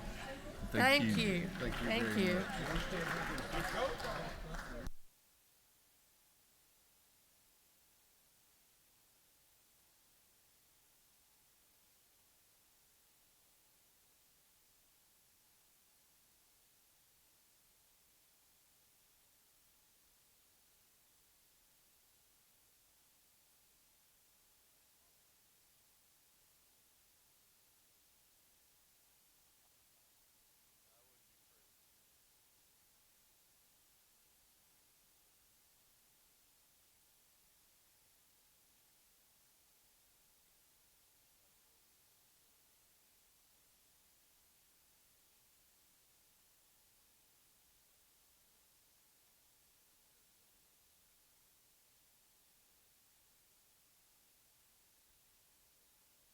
Clerk will read the caption to House Resolution 1065. House Resolution 1065 by Representative Yurda of the 152nd, Green of the 151st, Perkel of the 155th, McCall of the 33rd, and Corbett of the 174th. A resolution commanding Sam X. White, the Southern Sky Center for Diverse Arts and Culture, in its Village Community Gardens of Sylvester, Georgia, and for other purposes.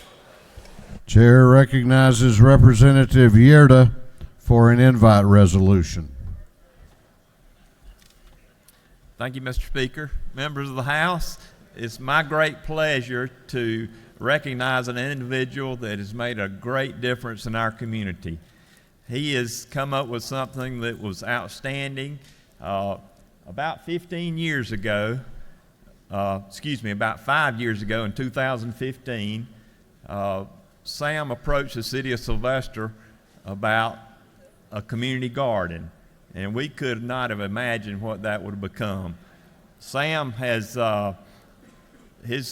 really become he's actually an artist by trade.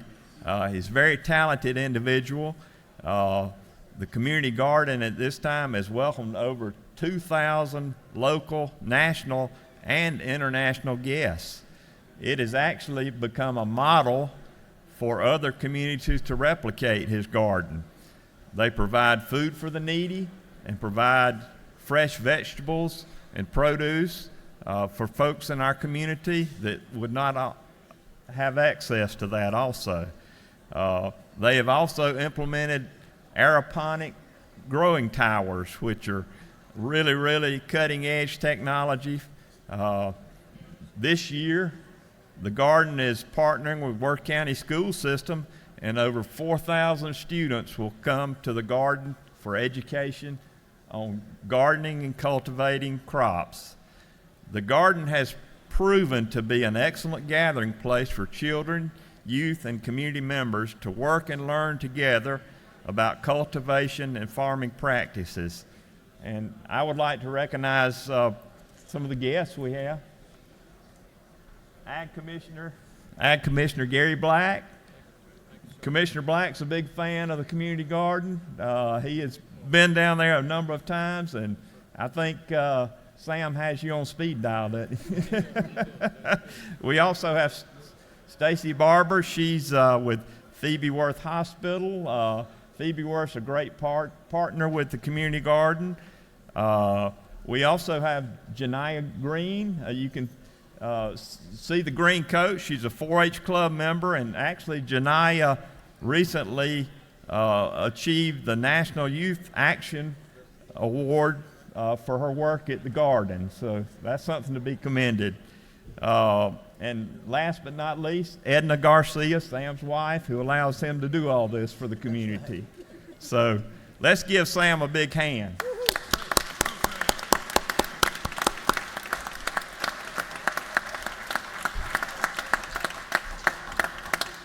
Good afternoon. I want to thank, first of all, because I was told I only have 1 minute. First of all, I want to thank the love of my life, my beautiful wife, Etta Garcia. Thank you, baby, for, like Mr. Yerda said, giving me the opportunity and allowing me to work for my beautiful community of Sylvester, Georgia. We have a project called the Village Community Garden, and my farm manager is no other than Janiyah Green. Let's give her a hand, please. Janiyah Green is 16 years old. She's been with me ever since she was 11. I absolutely have to thank all of these beautiful people here from Worth County. Will you guys please stand? I want to recognize, thank you very much. They had to get up at 4 o'clock this morning to make it here, especially the students from Worth County. I want to thank Miss Tiffany Severe, Miss Pam, and also, what's the other? Hey, Miss Edward. Oh yeah, Miss Edward, please, thank you. Miss Edward, I want to thank you guys for all the work you're doing at the Village Community Garden. If you're ever down south, please visit the Village Community Garden. And Mr. Yerda, thank you so much, sir. Thank you. Yeah.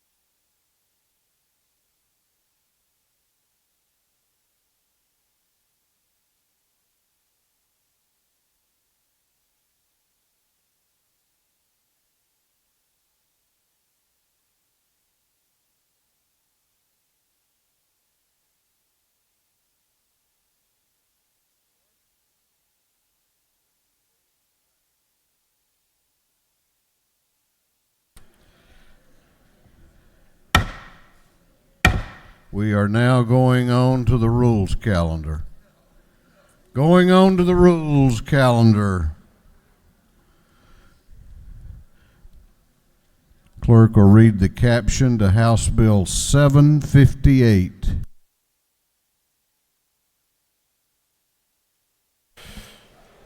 House Bill 758 by Representative Apollo, the 32nd and others, to be titled an act to amend Part 1 of Article 3 of Chapter 1 of Title 40, the official code of Georgia, annotated, relating to the Georgia Motor Carrier Act of 2012, so as to prohibit the consideration of the deployment of motor carrier safety improvements.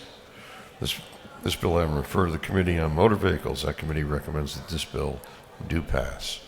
Chair recognizes Chairman Alan Powell to present the bill.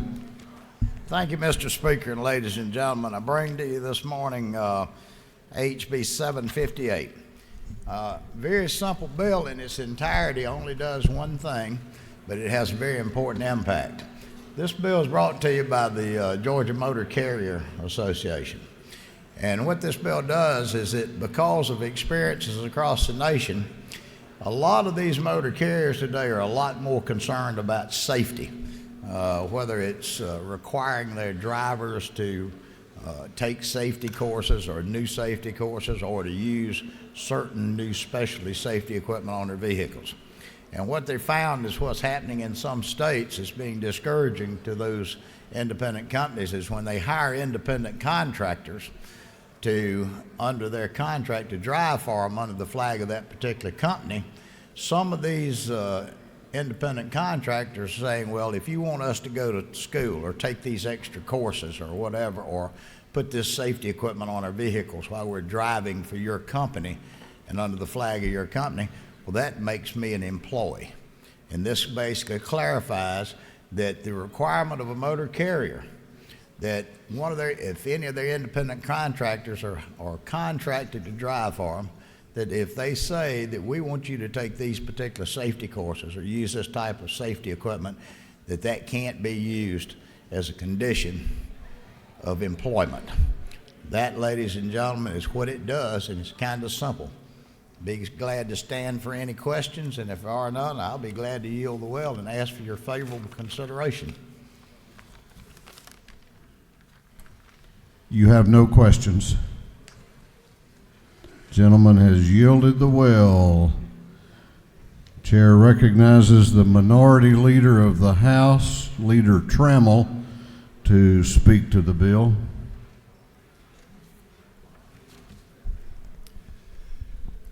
Thank you, Mr. Speaker. You know, with all deference to the chairman who presented the bill, if you want to do something sneaky, you use a word that everybody feels good about. And in this case, the word is safety. We want to feel good about safety. We want to feel like that things are safe on the road. But what this bill is really about is whether truckers are classified as 1099 independent contractors or W-2 employees. And the basic test is pretty simple. If somebody can tell you and can control how you do your job, then you're an employee. If you have the right to do it any way you want to do it, you're a 1099 independent contractor. Now, if this bill was just about taking safety courses, that might be one thing. But I want to look at the definition in line 13 about starting in line 12, about what constitutes motor carrier safety improvement. And look at this list. Any device, equipment, software, technology. So when the rubber hits the road, what this is about is being able to tell a trucker that they have to install monitoring equipment, which could be used for a whole lot of things, including the route that you take, the hours that you're on the road, exactly how you do your job, where you are, looking in, supervision at all times. Does that sound like you've got the right to do whatever you want to do the way you want to do it? No. And if you look at line 14, it says intended and primarily used. Primarily used. But in that word choice, it means that what about the other uses that aren't the primary use? And I would submit to you that that's what's really going on here. Because if this was about safety, we don't need a bill about safety. You know, in 2015, the issue of misclassification was something that was taken up in a subcommittee study over across the hall in the Senate. And I want to just read a few pieces of the committee findings from, and you can pull it up, it's online, the final report of the Senate Subcommittee on Employee Misclassification from 2015.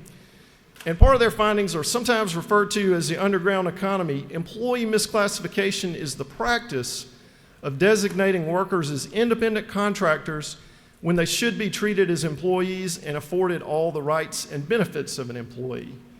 And how does that intersect what we do?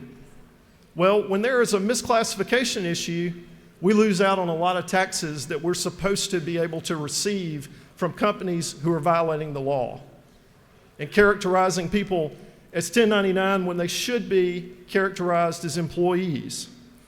And I want to read this part of the paragraph, of the next paragraph. Although the abuse is particularly prevalent in the construction and trucking industries, due to the inherent danger of the work and high cost of providing workers' compensation coverage. Now, this isn't an indictment of all trucking companies. The reality is a lot of them do it the right way. But when we pass legislation that puts a thumb on the scale and says that courts cannot consider whether a company installs software or a piece of equipment to tell these truckers how they can do their jobs, that can't be considered in the determination of whether somebody is an independent contractor versus an employee, what we've done is we've put the thumb on the scale in favor of companies that are presently violating the law. And we're about to vote on a supplemental budget that's short. And in part, one of the reasons it's short is because we have people who are misclassifying workers. That's the stakes. Mr. Speaker, I'll be happy to answer any questions. You have some questions if you care to yield. I will yield. Chair recognizes Representative Ridley to your right for a question. This gentleman yield. Got a question on this. You talk about the electronic devices that's in that. Is it not federal law that all truck drivers are required to use electronic logging device to calculate their time? If the gentleman states. Yes, sir, it does. That's what law does. All truck drivers have to use those, whether they're not driving overtime. It's a safety issue. That's what that's talking about in that bill. Does the gentleman further yield? I will. I think you were in the committee that had this, and I don't remember you voting no on it whenever we voted it out. Is that also correct? The gentleman is right. This was in committee, and at the time I asked a question about what the purpose of the bill was. And reading the bill and reading what all is permitted as a motor carrier safety improvement, in my judgment, this bill is about tipping the scale in favor of being able to classify individuals who are really employees as 1099 independent contractors. Well, I disagree with the gentleman. That's the reason they call them independent drivers. Thank you. Gentleman, further yield. I will. Chair recognizes the chair of the Regulated Industries Committee, Chairman Powell, to your right for a question. I will yield to my friend, Mr. Speaker.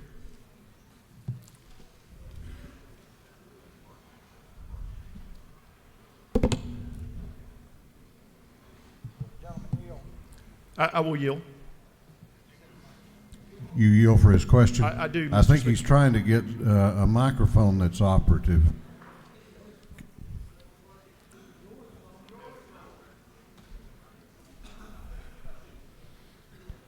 Chairman Powell probably don't need a microphone, but There you go. Thank you, Mr. Speaker. Will the gentleman yield? I yield. I listened to and I do appreciate your observations. I thought it was a little disingenuous to say sneaky when your next comment was that you read lines 12 and 13 that spelled out the definitions of these type of actions. But is it not true that, as you had spoke, that a 1099 is clearly an independent contractor and a W-2 is an employee? Is that not true? A 1099 is an independent contractor, a W-2 employee is an employee. Further yield. I yield. Is it not true that if a motor trucking company, if they sign a contract with a driver as an independent contractor, but if they ask that contractor as terms of that contract that they take specific enhanced safety, motor trucking safety courses, or if they put on the equipment that you referred to on lines 12 and 13, is that out of the ordinary of specifications for a contract? It may be in contracts. Every contract is different, but it may be in existing contracts. But what this legislation does that changes that is to say that even if you have a contract that has onerous provisions in there that state that you have to put all kinds of equipment and there's all kinds of monitoring that the company can do of the driver, it cannot be considered in the determination of whether someone is an independent contractor versus a W-2 employee, and that's a change in the law. That's what this bill purports to do. Will the gentleman further yield? I will. So as a distinguished attorney, and you know contracts probably a lot better than most of us do, or maybe not, but in the terms of a contract with an independent contractor, if the requirements is safety, and for the safety of not only the public, but for the safety of that vehicle and the carrier themselves, and if they require that, should that not be a term of the contract without being determined to be an employee? Well, to the gentleman's question, whether or not there is a contract between a driver and a trucking company is a factor that can be considered into whether someone is a 1099 versus an employee, but it's not determinative of that. So you could have a contract, but you could still be an employee under the law. That's a determination when they go through the control test and they evaluate the present factors under the law, they make that determination. What this is saying is you can't consider anything in the contract as it pertains to this motor carrier safety improvement. What I'm saying is there's no reason why those factors shouldn't be considered. Further yield. I will.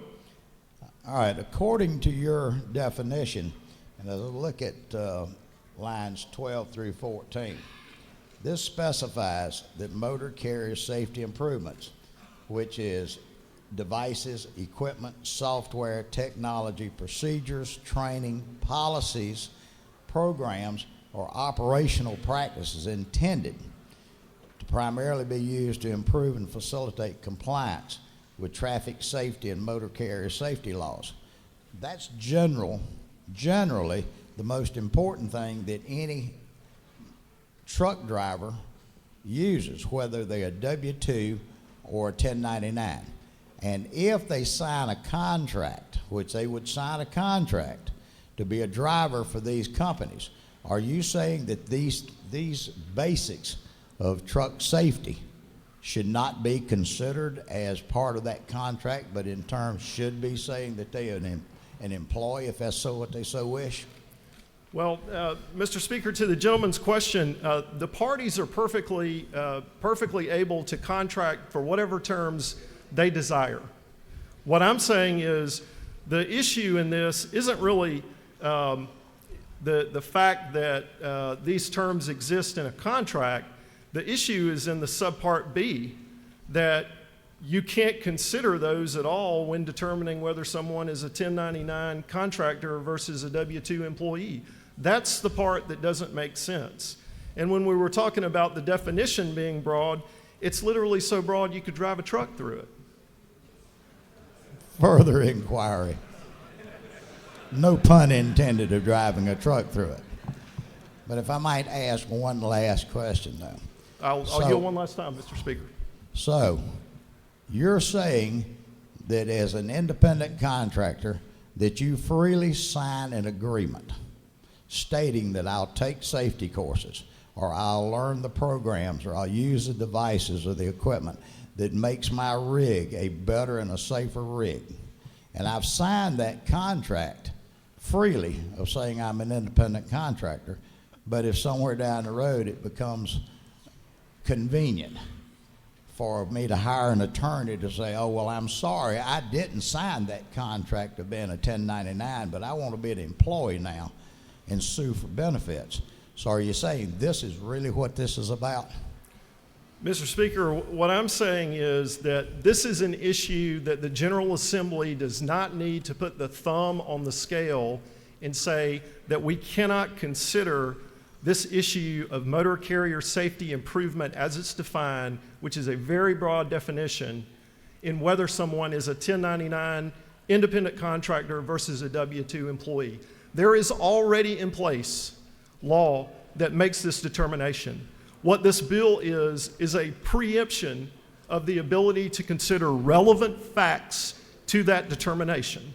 And even though something may be intended or primarily used for facilitating traffic safety, It does not mean that it cannot also be used for determining the conditions of what is getting done and how it's getting done. And that is the fundamental question of 1099 versus W-2.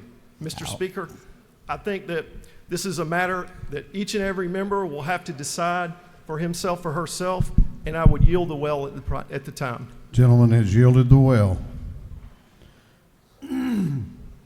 Is there any objection to the previous question being ordered? The chair hears none. The previous question is ordered. Is there any objection to agreeing to the report of the committee, which was favorable to the passage of the bill? The chair hears none. The report of the committee is agreed to. Shall this bill now pass? All those in favor of the passage of House Bill 758 will vote aye. Those opposed will vote no, and the clerk will unlock the machines.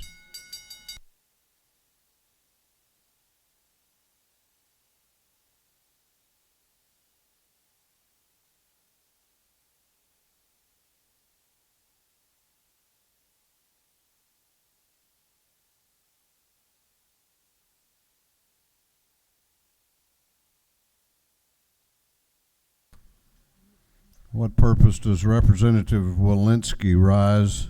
Parliamentary State your inquiry. Thank you, Mr. Speaker. Is it not true that the concern is that 1099 employees can sign up in any way they choose? However, the treatment of them by the employer is the issue here, and the court should have every evidence available in order to make the decision on if they are an employee or a 1099? I'm sure the gentleman believes his statement to be true. Have all members voted? Have all members voted? If so, the clerk will lock the machine on the passage of House Bill 758. The ayes are 99, the nays are 68. This bill, having received the requisite constitutional majority, is therefore passed. Clerk will read the caption to House Bill 765.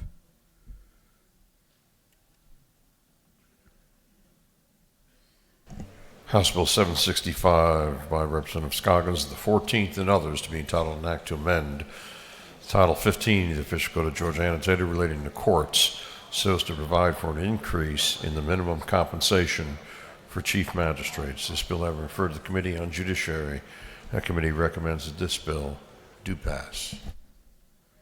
Chair recognizes Representative Scoggins to present the bill. Thank you, Mr. Speaker. Today I bring to you House Bill 765 for your consideration. This bill will amend Title 15 relating to courts.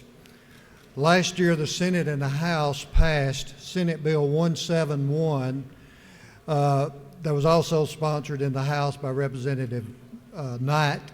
This bill related to constitutional officers, and this bill pertains to the chief magistrate judges across the state.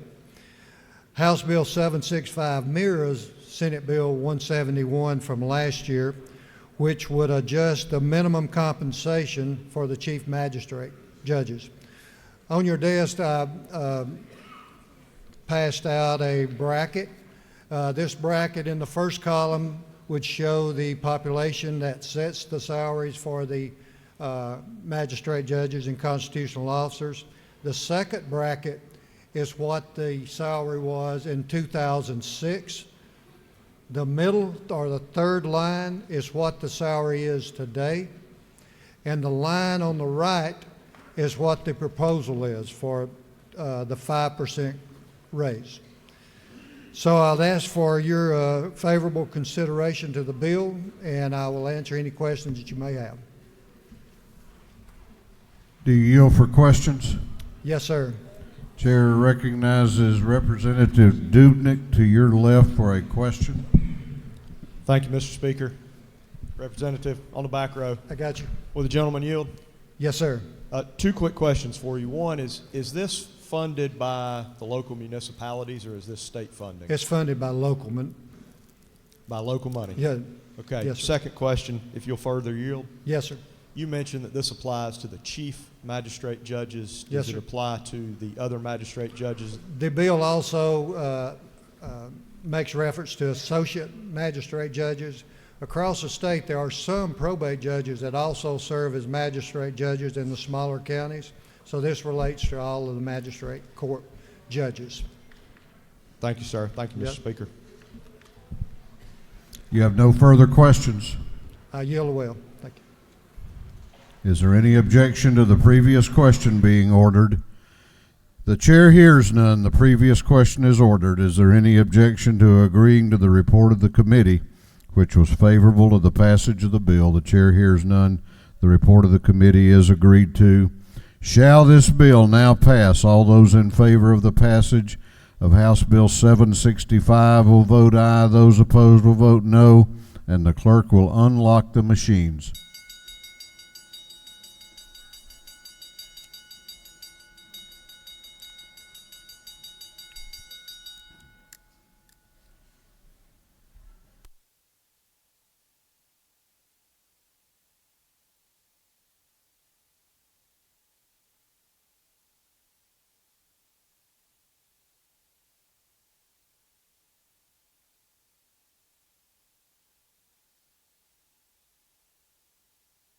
Have all members voted? Have all members voted? If so, the clerk will lock the machine on the passage of House Bill 765. The ayes are 142, the nays are 25. This bill, having received the requisite constitutional majority, is therefore passed.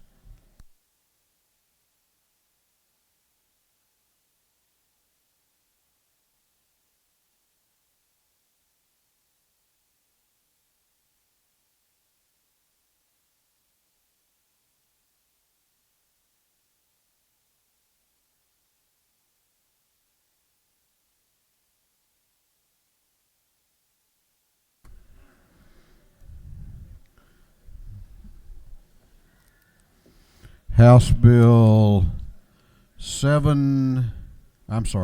292 will be postponed until the next legislative day.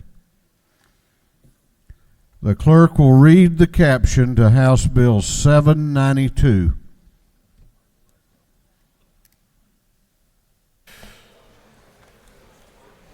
House Bill 792 by Representative Ralston the 7th and others to be entitled an act to amend an act making and providing appropriations for the state fiscal year beginning July 1st, 2019 and ending June 30th, 2020, known as the General Appropriations Act. This bill having referred to the Committee on Appropriations.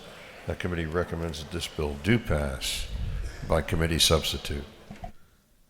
Ladies and gentlemen of the House, the chair resolves the House into a committee of the whole House for the purpose of considering House Bill 792, the Supplemental Appropriations Bill.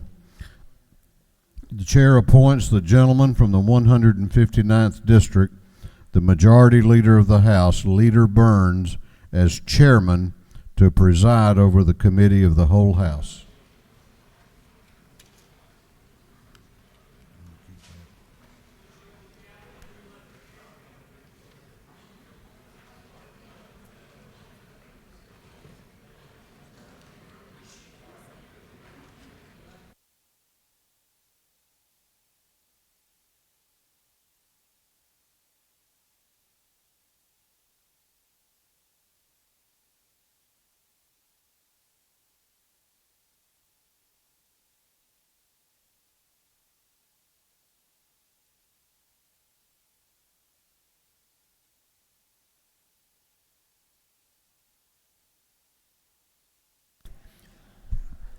Good morning, colleagues. Have your attention. We have some very important business to take care of. This time the chair will recognize the gentleman from the 116th House District, Representative England, to present the bill. Representative England. Thank you, Mr. Chairman. Good morning, everybody. We are in the last minutes of morning and headed into the afternoon, and I realize that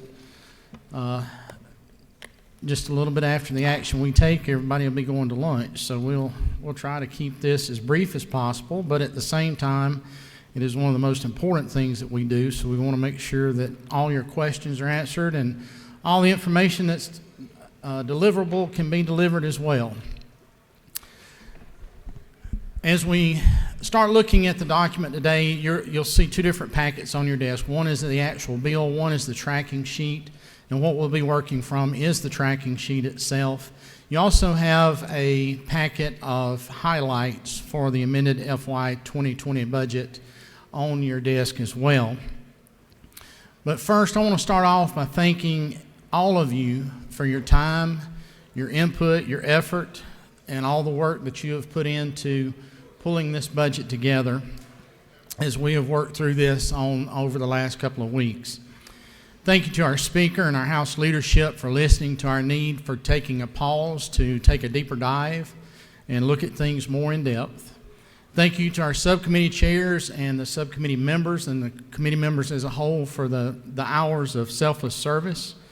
But especially thank you to these ladies and gentlemen sitting up here on the front row, our staff of the House Budget and Research Office. They stay here long after we're gone, many days, continuing to look at numbers and try to put different scenarios together, and they deserve a big hand from everybody. So let's do that.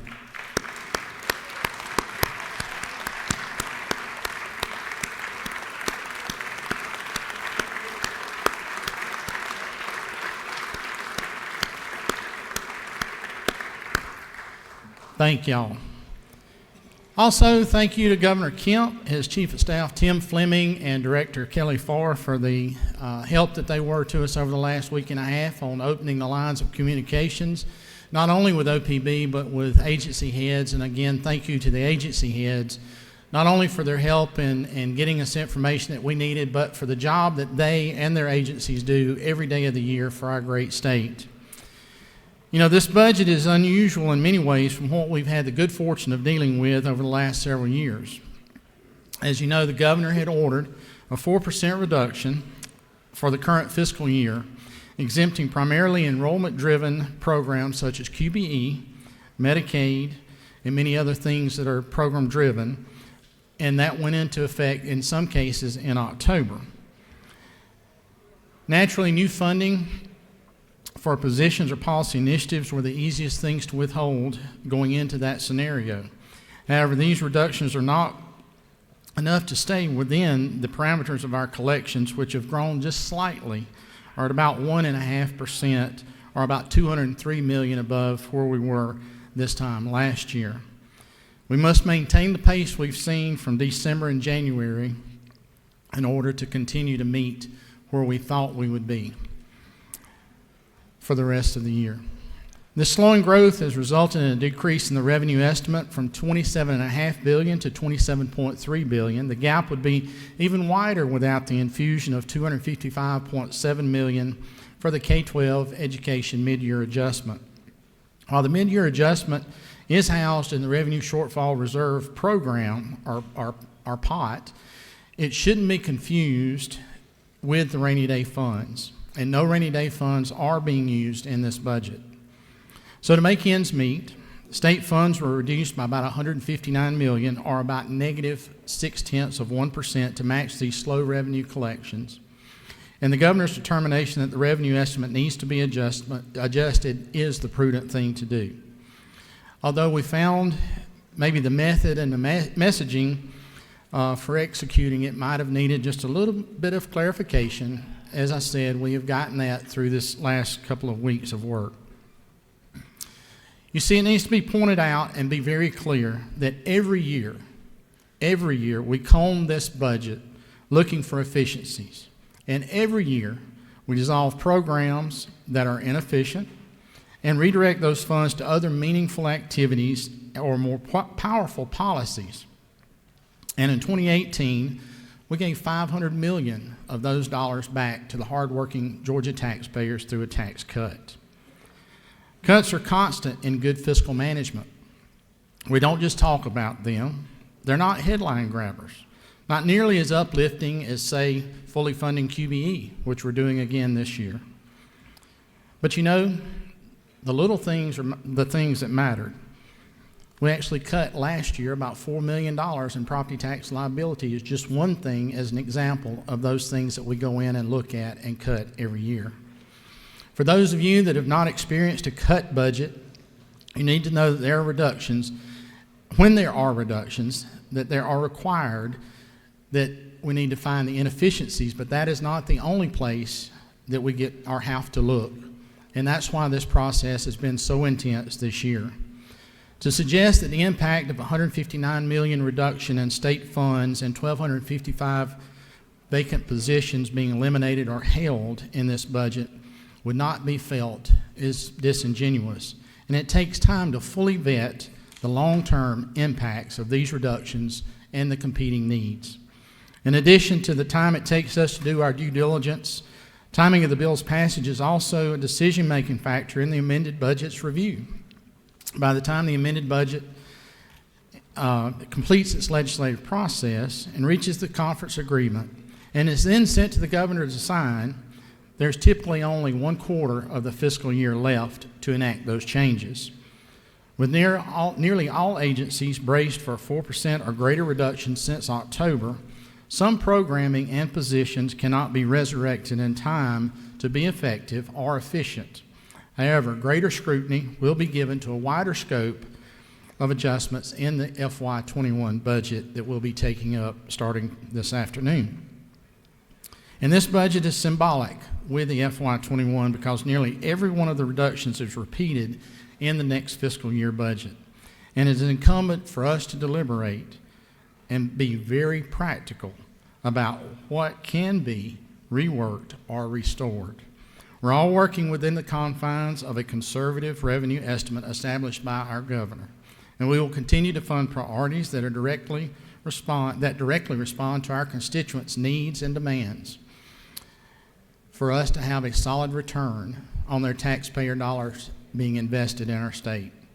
Your subcommittee chairs and I look forward to working with the Senate and the governor for the successful execution of these shared funding priorities and our common goals. So if you would now take your tracking sheets and we will step through the changes from the governor's recommendation on the amended budget. So in Section 1, the Georgia Senate, there are no changes there. Section 2, the Georgia House of Representatives, we will be participating in the 4% reduction plan, so you'll see that reduction of almost $791,000 there. Section 3, the joint offices of the General Assembly. You'll see a couple of adjustments there. One of those is dealing with the Department of Administrative Services for insurance premiums. Just understand that that is present throughout the budget, numerous agencies, so we'll not call attention to that every time it shows. And you'll also, at 3.1.2, see an addition to for Georgia to host the 2020 National Black Caucus of State Legislators here in Georgia sometime this summer. Section 4, Department of Audits and Accounts. You'll see some true-up adjustments there at DOES and then a capture of some savings at 4.5.1 for a vacant position. Court of Appeals, Section 5. And what you'll find here throughout the judiciary, there are several reductions. And Chairman Welch and Courtney George and Brian Groom, our analyst team there, policy analyst team there, and budget analyst team there have done a great job of going through and combing through, just as we always do through the judicial agencies. As they front load their budget, the governor can't make an adjustment there, so it turns to the General Assembly to make those adjustments. And so you'll see that many things that they've asked for, we have said no to look forward to potentially doing in FY21. So those things in Section 5 of the Court of Appeals, including dealing and related to the statewide business court, are true-ups to meet the actual needs there. Judicial Council under Section 6, again, some true-ups for actual needs at 6.4.2 and 6.4.3. And I will note on the civil legal services, while the reduction is about $275,000 there remains $475,000 in the base for that program.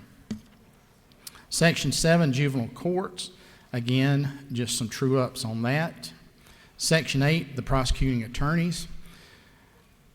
And Chairman Welch made this comment, I think it was yesterday morning. It seems like this has already been about a week and a half long in the last 2 days. But he did make a point. I would like to also give kudos to the prosecuting attorneys for coming to the table when it looked like that the public defenders were going to need to take a cut. The DAs came to the table and offered up some additional help to kind of restore the balance to the system. And Chairman Welch, over the years that I've served with him and the years that he's chaired this subcommittee, has been very good at making sure that we try to get as good a balance as we can between the prosecutors and the defenders. And again, that is something that you see here. Also, taking the savings from a position that was not filled and then adding back for a quarter-year funding for a juvenile court assistant district attorney there. Section 9, Superior Courts. Again, some adjustments and true-ups at 9.3.2 and 9.3.3. Supreme Court, you'll see one change there dealing with DOAS, as I mentioned earlier, those statewide changes. Section 11, State Accounting Office. One of the attached agencies there, the Georgia Government Transparency and Campaign Finance Commission. You'll see there restoration of funds for personal services at 11.5.2. Chairman Watson and his committee felt like that it was important to restore that operating money there and then agree to the cut at 11.5.3 on some contracts. Section 12, DOAS, no changes. Section 13, Department of Agriculture. Chairlady Houston and her committee went through her lots and lots of testimony on some of the effects that some of the proposed cuts to the Department of Ag would have, and you'll see at 13.2.3, they have restored effective April 1, and again, I point back to my comments originally. By the time the budget is signed by the governor, there's truly only going to be about 3 months effective time that an agency can spool up, and so that's why you'll see many of these restorations start on April 1. But they have restored funding for five food safety inspectors and 2 animal industry inspectors there at 13.2.3. 13.2.5, the funding to get the Georgia hemp program started from House Bill 213 from last year. Under marketing and promotion at 13.4.2, reducing the cut there to allow the department to still have the international trade representative on staff come April 1st. And at 13.4.3, restore funding for marketing materials and the Georgia Grown website development. I feel that it is important as we continue to pull out of the trough of Hurricane Michael, depressed commodity prices, and what we've seen with some of the trade wars going on, that it's important to continue to support our #1 industry in this state, and that being agriculture.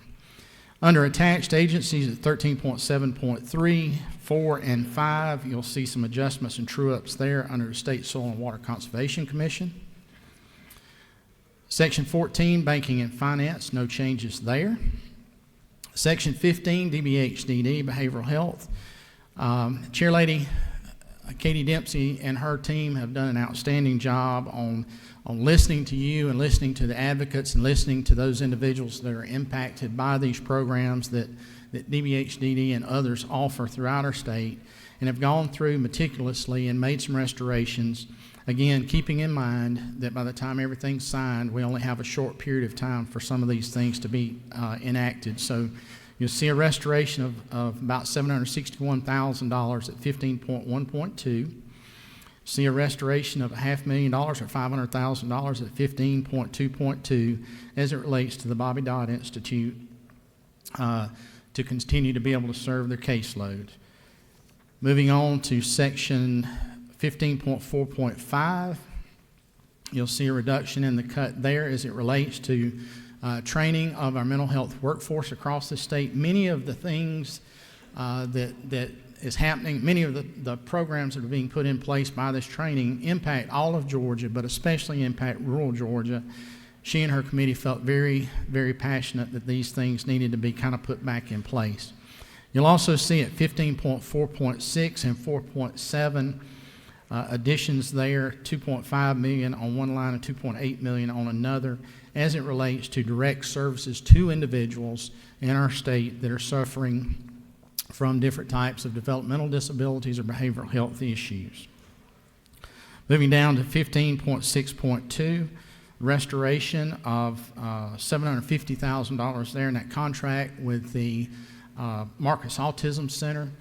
Unfortunately, that cut of $750,000 actually translates into a $1.5 million cut to Marcus because it is a one-to-one federal match, and that would effectively limit considerably the number of individuals that they would be able to see and serve over the remainder of the year. 1511.2, you'll see a slight reduction there on the one-time funds used for curriculum development. It will have absolutely no effect or impact on the program. The curriculum has been developed. We were just able to take a savings there from the development cost. Also at 1512.1, just the restoration of the Ag Career Summer Camp for youth with disabilities. And so we've put that back in place. Section 16, Department of Community Affairs. If you'll look under Coordinating Planning at 16.2.3, that position had been vacant since August 1st of 2019, so we've taken that savings. 16.3.3, you'll see there that we've made a restoration because as it panned out as through testimony and everyone, we found that there is actually no duplication of services and that should be restored.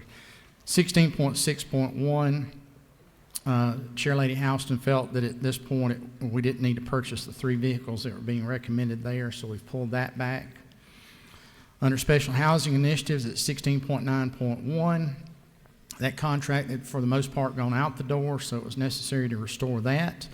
16.10.3, that position is listed as vacant, but it's not vacant. The gentleman is, the day we checked, was sitting there in his office doing his work, so but that position will be vacated as of July the 1st is our understanding. A slight restoration of a small cut under the Georgia Commission on the Holocaust at 16.12.1. And then the last change under DCA is 16.16, just noting that the One Georgia Authority is the mechanism or will be the one responsible for paying the Georgia assessment for the Appalachian Regional Commission assessment. That commission services about 37 counties in Georgia, and I wish I could tell you what the return on that investment is, but it is so scattered. There are so many things that is so much good that comes out of that, it would be hard to put a dollar value on what that value would be. Under DCH, Section 17, 17.4.2, you'll see the restoration of a cut of $463,000 to the Rural Health Systems Innovation Center. That program is one that this General Assembly started last year. It's housed at Mercer, and that entity is also charged with doing the hospital board training. As we discussed a couple of years ago, it was necessary that many of our small rural hospitals, we have incredible folks serving on the boards there, but many times they're just not fully aware of what their fiduciary responsibilities are. And the center has taken up that and has been doing that now most of last summer and into the fall, and has been very effective in that program.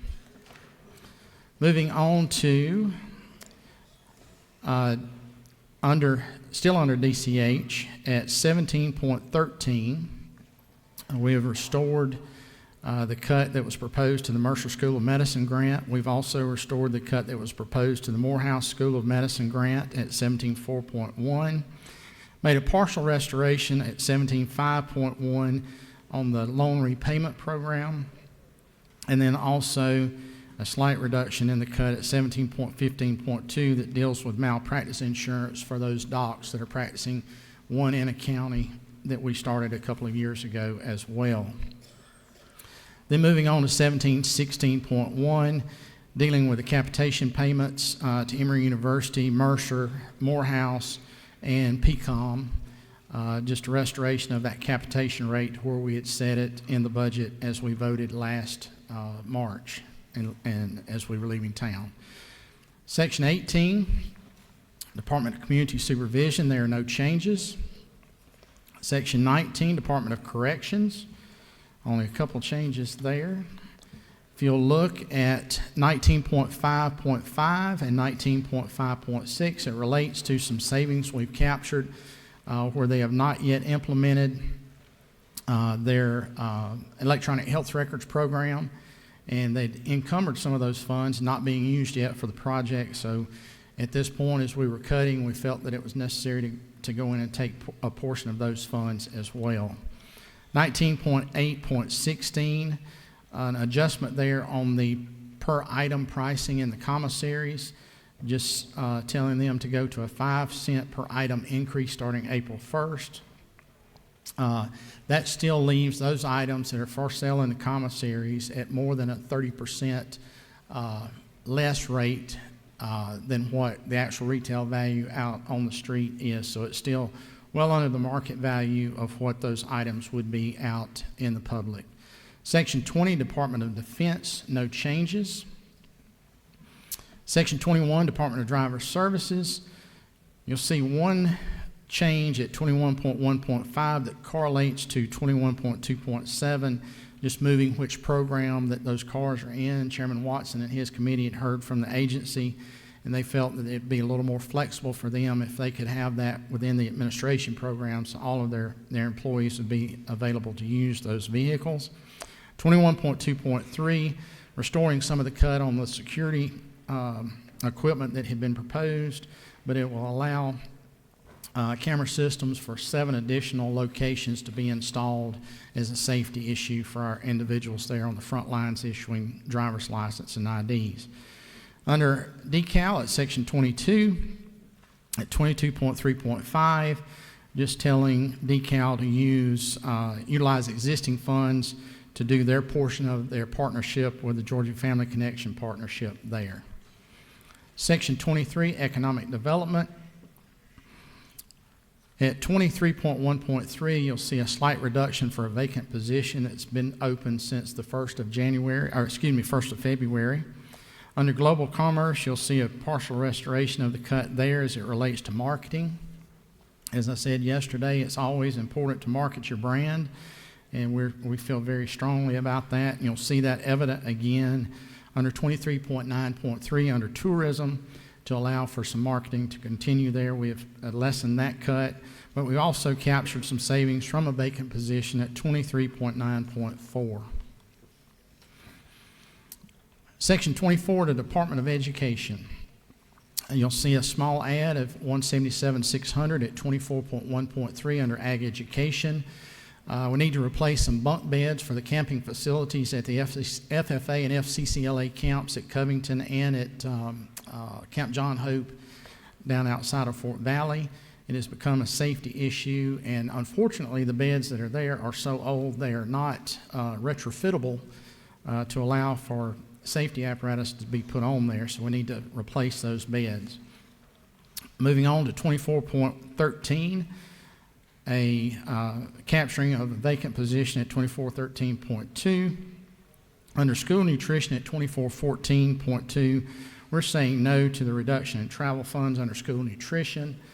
They have been doing, our school nutrition folks in our counties and at DOE have been working great with the Department of Agriculture over the last couple of years on doing the farm-to-table programs in the schools, and we just don't want to do anything to tap the brakes on that.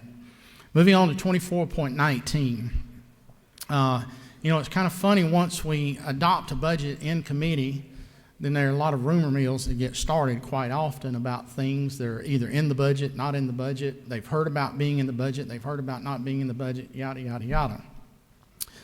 Well, an interesting thing started popping up last night saying that we had not fully funded QBE in this budget, that the cuts or the adjustments that were made under QBE, under this section here, meant that we were pulling back from our commitment to fully fund QBE. But I stand here today to tell you that is not the case whatsoever. As you all have been here in previous years, you've seen as the budget process started, it's kind of a moving target. As data continues to come in, formulas continue to be run, you see the adjustment in these numbers. They kind of ebb and flow from time to time. But understand This budget fully funds QBE. Don't let anyone tell you any different. But I would also tell you again that by the time it comes back from the Senate, there may be another adjustment or two.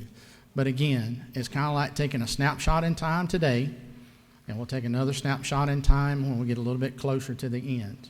But understand what I'm telling you today, that these adjustments still fully fund QBE.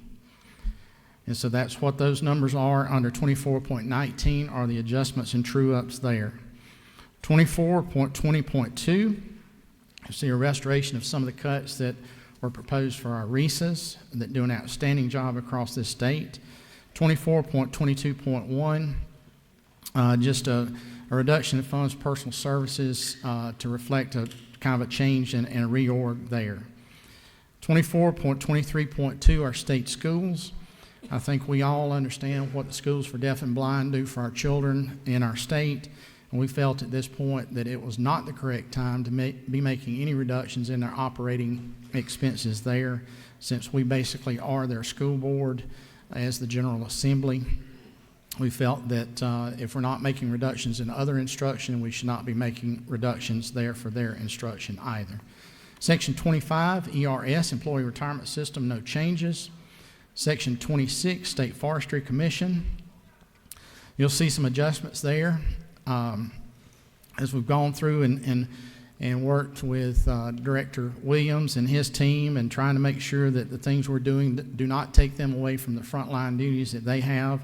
You'll see some changes. You'll see some cuts that are a little bit deeper, but you'll also see some cuts that are not quite as deep because those show as true-ups. But also you'll see at 26.2.3 the restoration of some of the regular operating expenses for some of the needed maintenance that they have issues with. You'll also see some restoration at 26.3.3, also at 26.3.4, just saying to go on and make those equipment replacements because, as we know, as they're frontline in a firefighting situation, which today, this week, last week, they're not going to be more than likely, but as we all know, as late as last October, we were still in a drought in much of this state, so at any point in time, that can change very quickly. Moving on to Section 27, Office of the Governor. You'll see a reduction, but it's not an elimination of funds. It is a move of funds from 27.1.1 on the Governor's Emergency Fund, taking $2.5 million from there and moving it over to the Department of Law as it relates to some pending litigation. And an example of that would be the ongoing water wars with the state of Florida. And just saying that let's put the money where we know that it's going to go, just for greater transparency and easier tracking as we go through. Section 28, Department of Human Services. At 28.3.2, just the recognition of where some of the Children's Trust Fund funds are being used and how they're collected. At 28.4.3, a reduction in the cut on those vacant positions. But again, running about a 3-year average of 72 vacancies and just trying to true up to that actual number. 28.5.8, the restoration of $500,000 to the Multi-Agency Alliance for Children, which helps individuals, helps children that are in foster care situations, they're in the school system, be able to kind of maintain some similarity of normal life. Unfortunately, some of the cuts that were taken early on meant that MAC had to pull out of helping some of those kids about halfway through the semester. This will put them back in to help them finish out the school year. Then you'll see a reduction in kind of a true up at 28.5.11 for some vacancies. And again, true up for vacancies at 28.5.12. And then 28.5.13, it is looking now that it's going to be about July the 1st before that program will be ready to be up and running, so we've just pulled those funds back from the base. They will be in the base going forward, however. And at 28.7.5, a restoration of something that many of us in this room is very important to us, the Georgia MemoryNet program. As you notice, I've got my purple tie on today for Alzheimer's.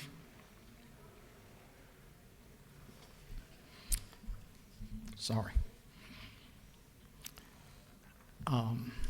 That program's important to me. It's important to most of you in this room. And I'm just telling you today that if you have not dealt with dementia or Alzheimer's yet, get ready. You will. And your family and those that are close to you. Georgia Memory Net has done an outstanding job of getting a program set up around the state in collaboration with Emory University to help people get early identification, dementia issues, and Alzheimer's issues, because we all know that early diagnosis is the only hope that many of these patients have to live any kind of a normal life for many years going forward. We still don't have a cure, but in talking with my friends at Emory, we're getting pretty close. We're getting incredibly close to having a cure. Moving on in section 28 at 28.10.4, just capturing some savings for some marketing funds that are not usable by the end of the year. 28.19.1, again, restoring our state's portion of our contribution to Family Connection. For every dollar in state funds we put into it, they leverage that to bring down about $4.10 for every dollar that we put into it, into our local communities in a collaboration effort that is second to none. Section 29, Department of Insurance. You'll see a slight savings at 29.3.4, just reflecting a change in some start dates there. Section 30, GBI. At 30.1.3, you'll see a true up there for vacancies. 30.2.3, again, a true up in the number there. Then at 30.3.2, you'll see where we're restating that these scientist and lab technician positions are to be filled, and to be filled ready to go April 1st. So you'll see a reduction in that cut. You'll also see an add at 30.3.3 for technicians and lab scientists at the Coastal Medical Examiner office down there,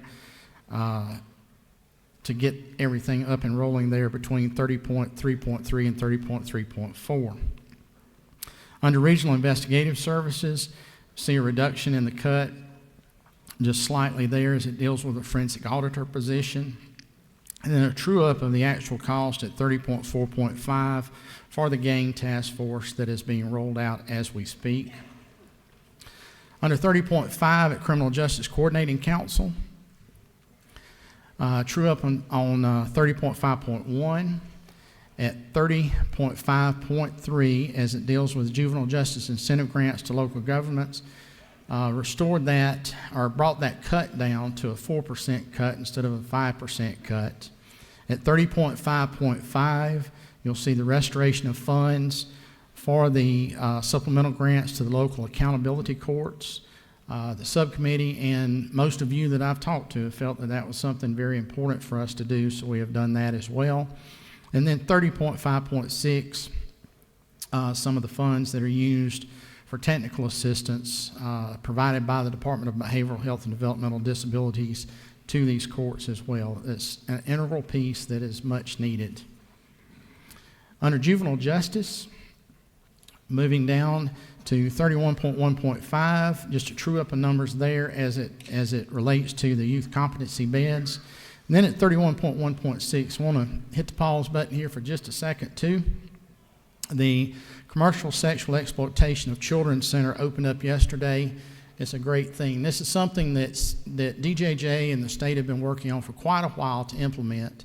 The idea has been around for several years. Unfortunately, it's taken quite a bit of time to get this and bring this totally to fruition. So what you'll see there, we've taken some savings, but the savings we have taken only takes the 7 months from July 1, which was in the base, up until January 31st. So that program is fully funded for February 1st going forward to the end of the fiscal year, and it remains in the base for the next fiscal year as well. So it leaves about $168,000 in the base. And then when we get back to the FY21 budget, that sets there at about $403,000 then in base for that program.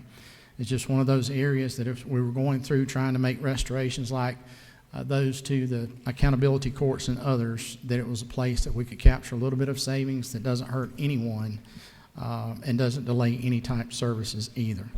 Section 32, Department of Labor, no changes. Department of Law, 33.1.3, restoring a couple of the two critical attorney positions for the elections section that they have to make sure that they're up to speed and ready to go. Just a capture of some savings in the human trafficking unit from a hiring delay. And then you'll see at 33.1.5, the $2.5 million moved from the governor's emergency fund over for defense in the water wars and any other pending litigation. Section 34 under Department of Natural Resources. You know, these guys, we talk about state troopers, we talk about our police, sheriff deputies and others, but a lot of times our DNR law enforcement folks get a little bit overlooked. You know, they've got blue lights on their vehicles too. And I'll just tell you, somebody told me one time, don't be fooled. They can pull you over and give you a speeding ticket too. So just be mindful of that. They're probably not going to, but just be mindful that they can. So don't be acting the fool out there. But under 34.7.3, we have restored a reduction that was proposed in their operating expenses, dealing with some replacement equipment and travel. And again, under Parks and Recs, you'll see a couple of three changes there as it relates to the parks and recreation and historic sites. Understand that these are the things that we as Georgians get to enjoy. Those things that we get to go see and take our families to allow our kids to play, our grandkids to play, just to take a little bit of time and relaxation. But the other cool point about it is these are money makers for this state. This is economic development for this state. And in many places where the state parks are, or these activities are, those are big, big deals as it relates to economic development in rural Georgia and other parts of this state. So it's important that we continue to maintain those sites, and we continue to maintain them in a way that make them attractive to individuals wanting to come there. So you'll see some reduction of the cuts at 34.8.3 and 34.8.4. And then you'll see some one-time funds at 34.8.8. If y'all didn't know, and I knew, but I guess I had forgotten at one point, we actually own a tourist railroad here in the state of Georgia. It's called the Sam Short Line. Runs around Cordele and Americus and down and about that way. It's a state-owned rail line that we have rail banked through the years but continue to use as basically a rolling state park. Unfortunately, we have been a little short-sighted in providing some maintenance funds. They have quite a bit of deferred maintenance on that line, so it's become a safety issue. And so we're saying to put $250,000 in to help on some of that deferred maintenance. It has about 22,000 visitors down there every year and has about 25 employees. But the economic impact's about $2 million to that local area for that program and what it's doing there. Under wildlife resources, 34.10, you'll see again some restoration of funds for dealing with maintenance and operating. Again, the same issue on those things to keep these facilities safe and attractive for our families to go to. Section 35 under pardons and paroles, you'll see three items there that again are merely true-ups as it relates to those. Section 36, State Properties Commission, no changes. Section 37, coming to the public defenders, you'll see some reduction in the cut at 37.1.3, a true-up of a cut at 37.1.4, the elimination of a couple of cuts that were suggested dealing with training at 37.1.5 and 37.1.6. And then as it deals with our PDs at 37.2.3, we're saying no to freezing those vacant positions. And also at 37.2.4, we're saying no to reducing the contracted rates that are used for contract attorneys doing public defense work. They're already on a very low pay scale, and going in and making a reduction there would make it either unattainable for us to get attorneys to do that work and incredibly unattractive for anyone wishing to do that work as well. Section 38, Department of Public Health. See a partial restoration at 38.1.3 to the Sickle Cell Foundation of Georgia. This will allow for the continued telehealth portion of the mobile testing unit, as well as some additional training and educational materials, and allow for them to be able to continue to maintain some case management on quite a few individuals around the state suffering from that horrible disease. 38.3.3 under Department of Administration, you'll see a true up there, and you'll see that number reflected at 38.12.3 as it relates to the Fulton County Board of Health. Epidemiology, 38.5. We're saying no to the cut to the Georgia Poison Control Center. However, there is a contract, planning contract that could be captured there, so at 38.5.4, just reducing that contract, but we're saying no to reducing any services rendered through the Poison Control Center. 38.12.2, again, one of those things we heard from many of you about were the proposed reductions to the county boards of health. So what your committee has done is restored $2.6 million to those proposed cuts. And then you'll see at 38.12.3 the move that I mentioned previously dealing with Fulton County there. At 38.12.2, we basically restored it to what remains being a 3% cut instead of the original 5% proposed cut. Georgia Trauma Care Commission at 38.15.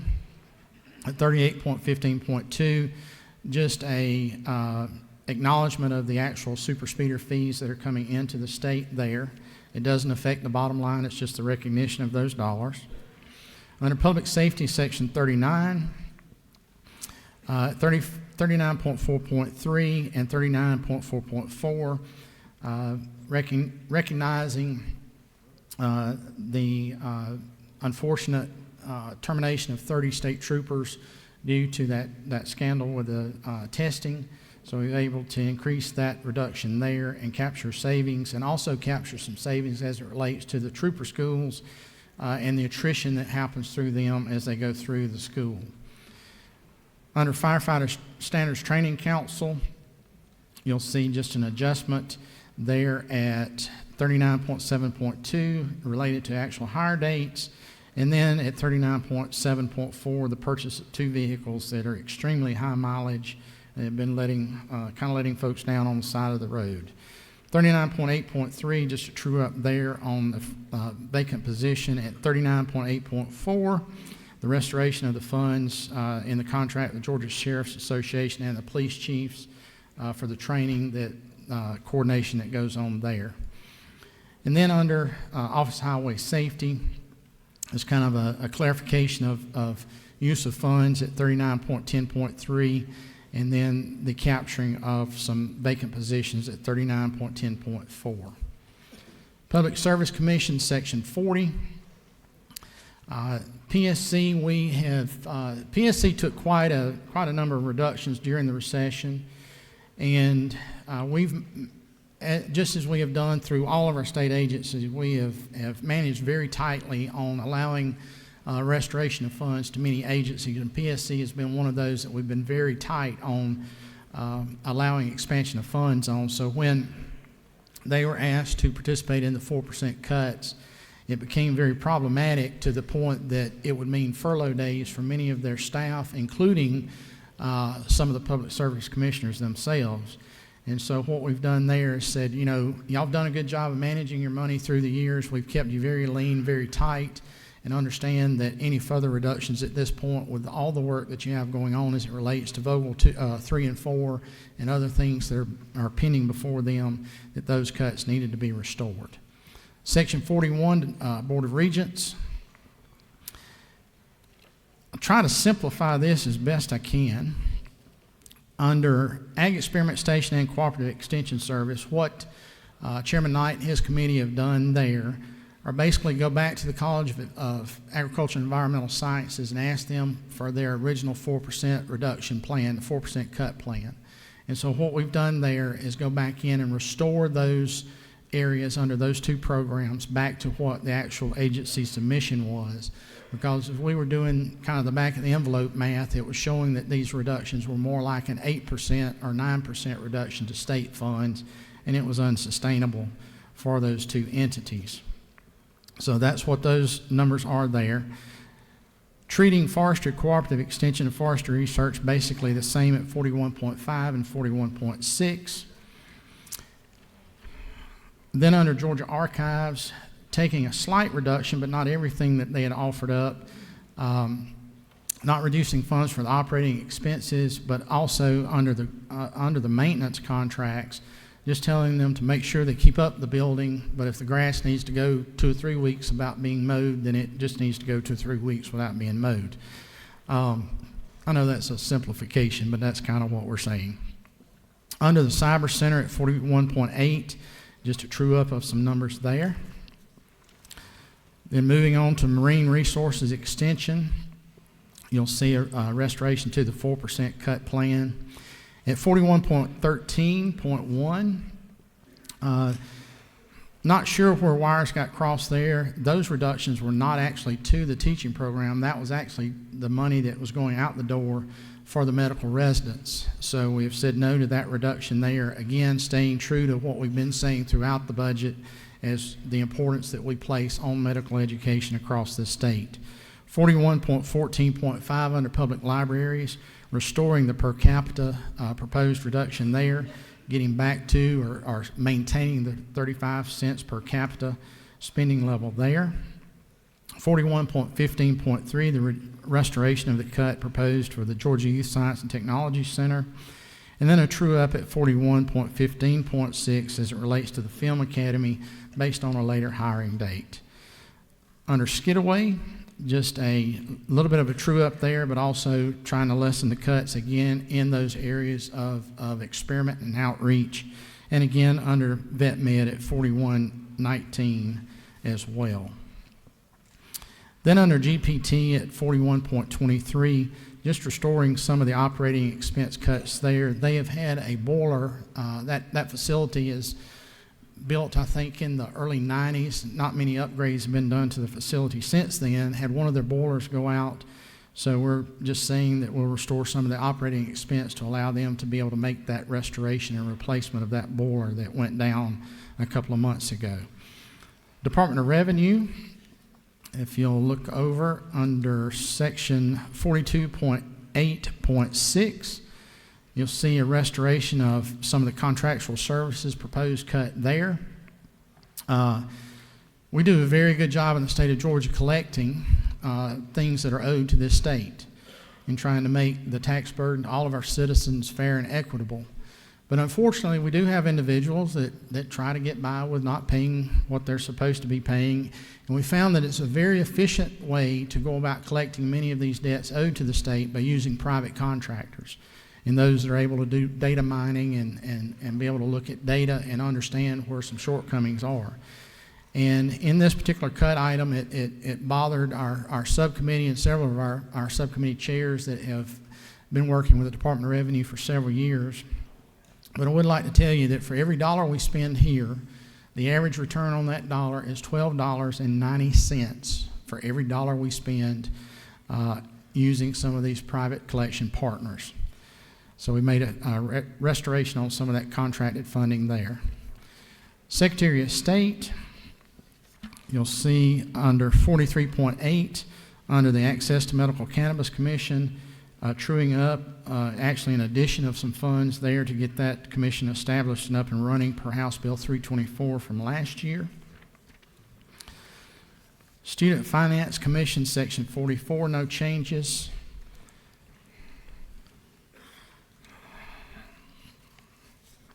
Section 45, TRS, no changes. Section 46, TCSG, the Technical College System. You'll see one slight adjustment at 46.6.3 under technical education. We had added 3 aviation technician positions last year, but they have staggered their start dates, so there were some savings that we could capture there. Section 47 DOT under intermodal at 47.6.1. You just see where we're using existing funds, utilizing existing funds of $3 million under the intermodal program. For some work at the Middle Georgia Regional Airport. They're needing to expand a runway there in pretty quick fashion, have a major economic development partner looking to come in, but they've got to have a little bit more room to land. And also Robins Air Force Base, of course, is pretty much out of room for expansion, and so they're starting to send out or contract some of that work out to off-site locations, and this allows that to happen there. Department of Veterans Services, Section 48, no changes. Workers' Comp, Section 49, no changes. Then Section 50, something that you seldom ever see us do in an amended budget, deals with a bond. And I will just tell you that at 50.1.3 and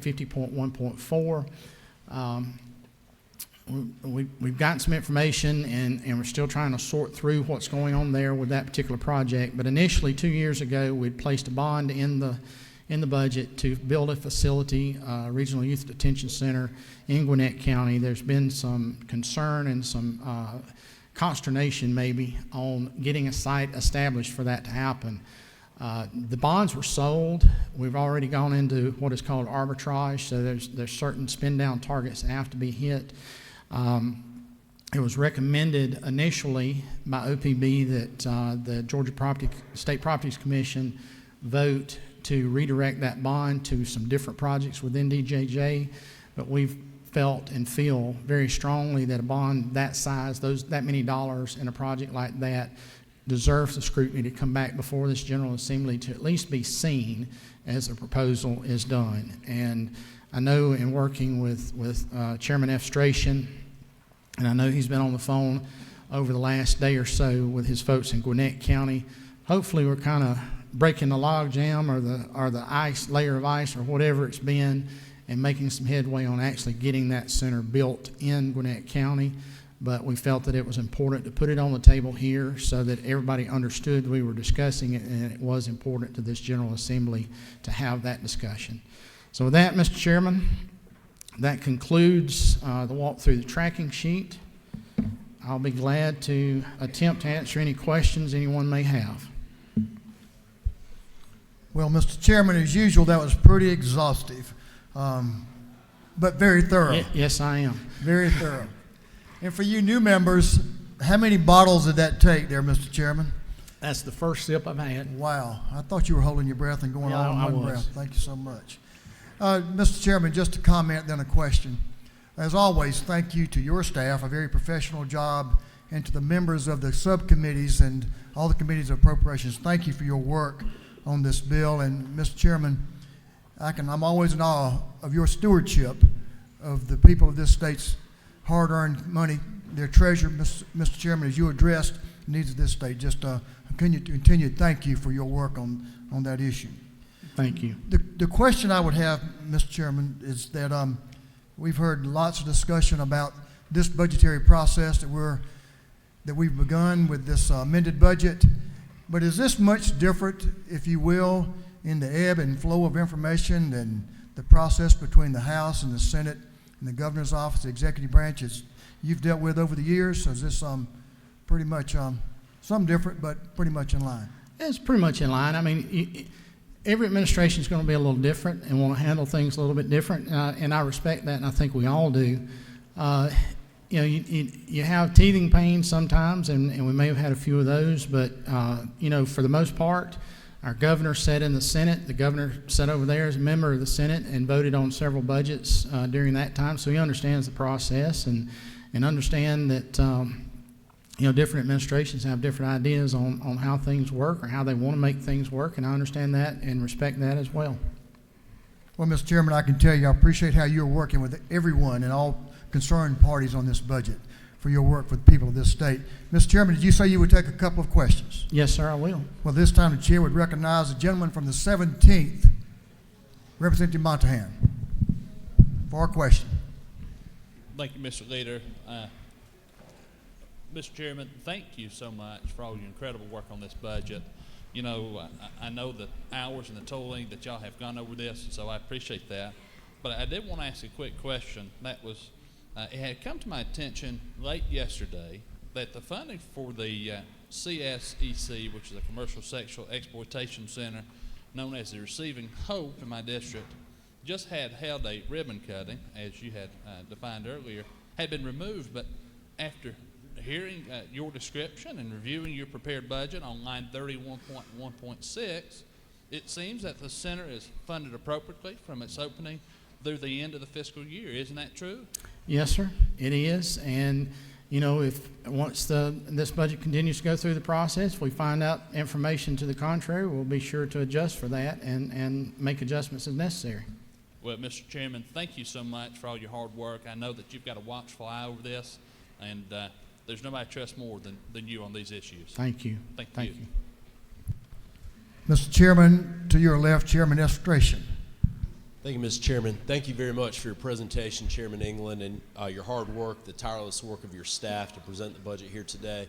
Isn't it true that the transfer provisions and the general obligation bonds are really a transparency measure to show transfers that are to be made that are recommended, but that this House and you and your committee understand the critical need for an RYDC in Gwinnett County, and we intend to continue to work in the state Senate through the conference process and the budget process to ensure that that need is met? Yes, sir, absolutely. Thank you. Absolutely. Thank you. Mr. Chairman, the gentle lady from the 139th District, Representative Bentley, has a question. Does the gentleman yield? Yes, ma'am. Thank you, Mr. Chairman, for your work on this budget. But my question is relating to Family Connection. Can you share with me again what exactly was done relating to Family Connection? I kind of missed that. The restoration of the proposed cuts, there were two different places where that was proposed. One is in DeKalb, and the other one, y'all help me out. But anyway, both of those restorations were made. Okay. Yes, ma'am. Very good. Thank you. Mm-hmm. Thank you for the question, and thank you for the answer. Mr. Chairman, a question from the House District 56, Representative Thomas. Representative Thomas, to your left. Okay. Thank you, Mr. Chairman, for the details of the budget. I just want to be clear, and I do thank you for Family Connection being restored as well, because I know about that agency. But what I want to know is that in the beginning you said that the DAs got together, and in other words, what my concern is whether or not the cuts that were made to the Public Defenders Council, how much was put back in, if there was some change in that particular line item. They were restored. Those cuts to the public defenders were restored. And what I was saying, the folks on the prosecution side realized that without the defense side being there, they can't move cases. And so Chairman Welch, they came to Chairman Welch and his committee and said, look, we need to help right the ship or balance up. So we're willing to take some cuts and take some hits here in order to help over here, because if we don't have folks standing on the other side of the desk in a courtroom, then we can't move cases at all. So, but those restorations were made. Okay, thank you. Yes, ma'am. Mr. Chairman, that was a great adjustment. Mr. Chairman, believe it or not, you don't have any more questions, so I think either the lunch bell is ringing louder, or you did a very fine job, as I know you did, of explaining your work and the committee's work. So, Mr. Chairman, no further questions. Understanding that, I figured probably everybody's more hungry than anything. I doubt my ability to explain, and sometimes the stomach overrides the ability to listen. So I will hush and get out of the well. And ladies and gentlemen, again, thank you all. Thank you for your attentiveness last week and the latter part of the week before on being at these hearings, whether you're on the committee or not. Thank you for being a part of this process. I think I've had many of you come up to me and tell me just how much that even though you've been on the committee for years, how much more you see and understand about what many of our agencies do around the state and the dedication of employees that we have in our agencies. And so thank you for being a part of that process, and thank you for allowing us to be a part of this process as well. I yield the well. The gentleman has yielded well. Thank you again, Mr. Chairman. We're all indebted to you for your thorough work and your willingness to speak to each one of us on issues that impact the people of Georgia. The chair at this time would recognize Chairman England for a motion. Mr. Chairman, I move that House Bill 792 do pass by committee substitute. Thank you, Mr. Chairman. The motion's been made that House Bill 792 do pass by committee substitute. Is there a second? Recognize the gentleman from the 33rd, Chairman McCall, for a second. Mr. Chairman, to reiterate what you have said previously, each and every one of us in this House needs to be appreciative of the Appropriations Committee, especially those of us from rural Georgia, and especially to the House budget staff. So I would gladly second the motion of my seatmate, Chairman England. Mr. Chairman, I know you've heard a couple of these budgets over your years here, so thank you for that second and your acknowledgement of a job well done. Ladies and gentlemen of the House, at this time, we'll call the question on House Bill 792. All in favor will say aye. Aye. All opposed, no. There's no doubt the ayes have it. House Bill 792 passes by committee substitute. Chair recognizes the gentleman from the 116th, Chairman England.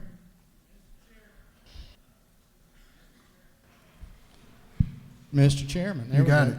As chairman of the committee of the whole House, you are instructed to report the action of the committee of the whole House to the House.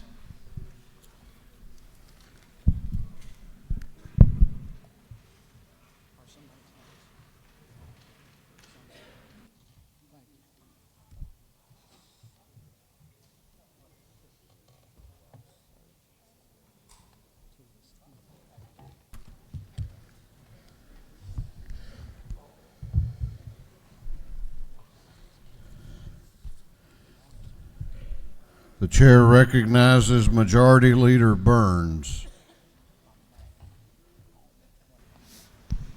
Mr. Speaker, the committee of the whole House has had under consideration House Bill 792 and has instructed me as its chairman to report the same back to the House with the recommendation that House Bill 792 do pass by committee substitute.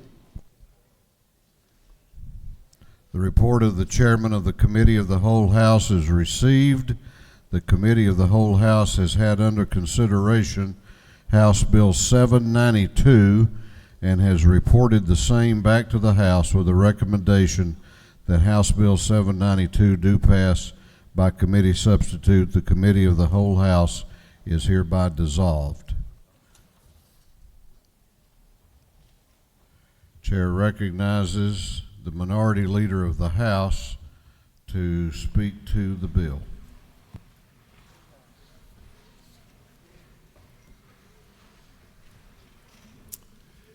Thank you, Mr. Speaker, and I'm very cognizant that everyone has been patient and sat through a great presentation and that lunch approaches.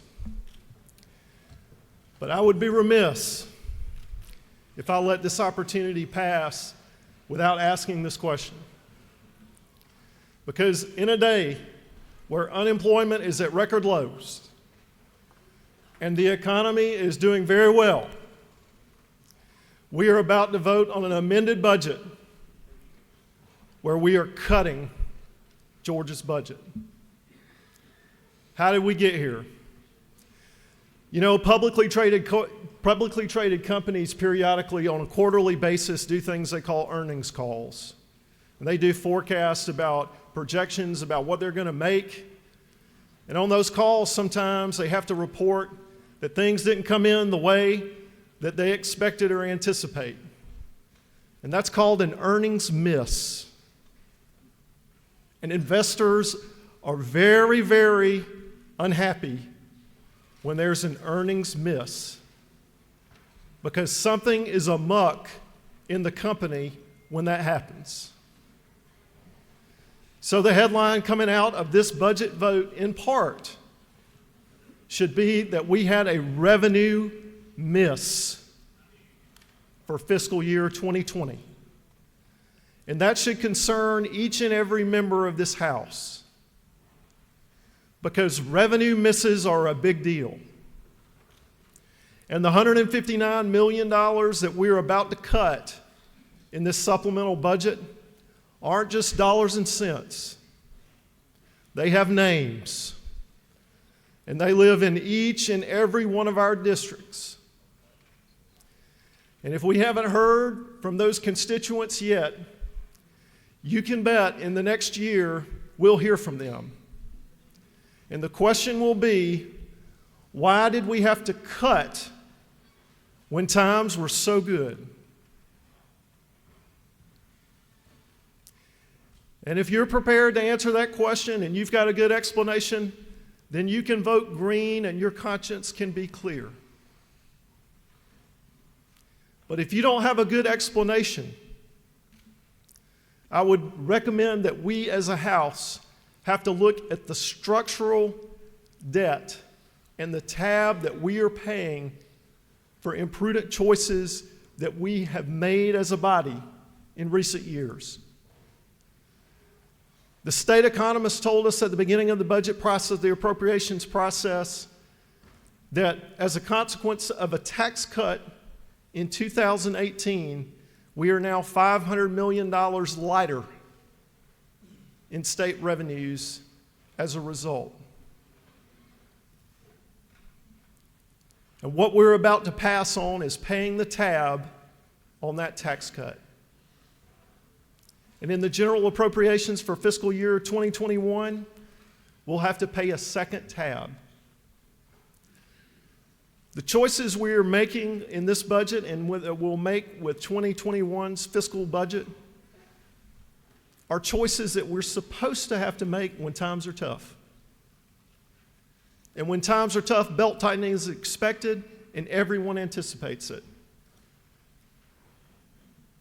But the bad news is that we're having to cut when times are good. And you know what? When times get tough, we'll have to cut again. And one that I was struck with is the testimony in subcommittee hearing after subcommittee hearing heard words like safety net and heard citizens coming and advocacy groups saying, please don't cut, please restore the funding. And the other thing that troubles my heart today is that we have a rainy day fund of nearly $3 billion. Capital that we have set aside. And you know, we call it the rainy day fund, but you know what it's called in statute? It's defined in statute at OCGA 45-12-93? The revenue shortfall reserve. And that's what we got, a revenue shortfall. So when we vote on this budget, we'll have to be able to explain to constituents, how did we get in this situation? And why are we making cuts when we have capital that could be deployed sitting on the side for a rainy day? And there may be members in this body that say, oh, Mr. Leader, it's not raining. But I'm going to tell you something. The roof is leaking. So it is our constitutional duty to pass a budget and to pass on the amended budget. But that is the necessary condition. But is it sufficient? Is this the best budget we can do for Georgia? We can do better. Georgians deserve better. Mr. Speaker, I yield the well. Gentleman has yielded the well. Is there any objection to the previous question being ordered on House Bill 792? The chair hears none. The previous question is ordered. Is there any objection to adopting the committee substitute? Committee substitute is adopted. Is there any objection to agreeing to the report of the committee, which was favorable to the passage of the bill? The chair hears none. The report of the committee is agreed to. Shall this bill now pass? All those in favor of the passage of House Bill 792 will vote aye. Those opposed will vote no, and the clerk will unlock the machines.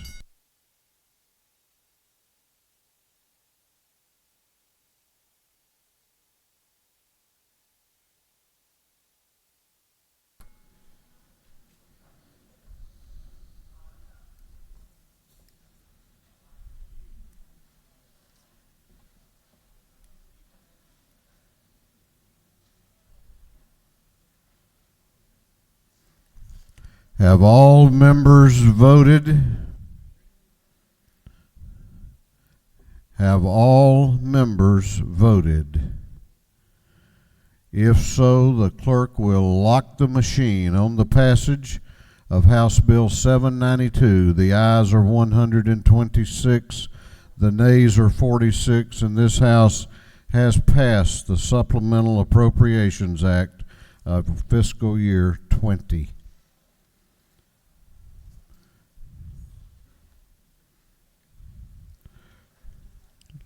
Let me add, before we start scattering here a little bit, regardless of how you voted and how you feel about the budget, I don't think I've ever been prouder of an appropriations committee in the years that I've been honored to serve in this position. They worked extremely hard.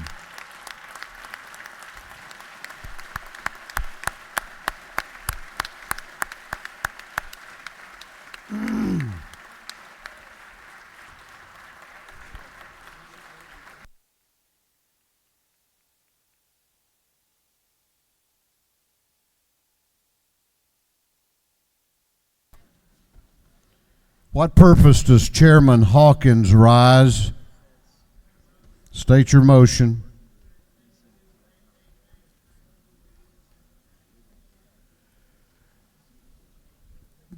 Chairman Hawkins has moved that House Bill 888 be recommitted to the Special Committee on Quality Health Care.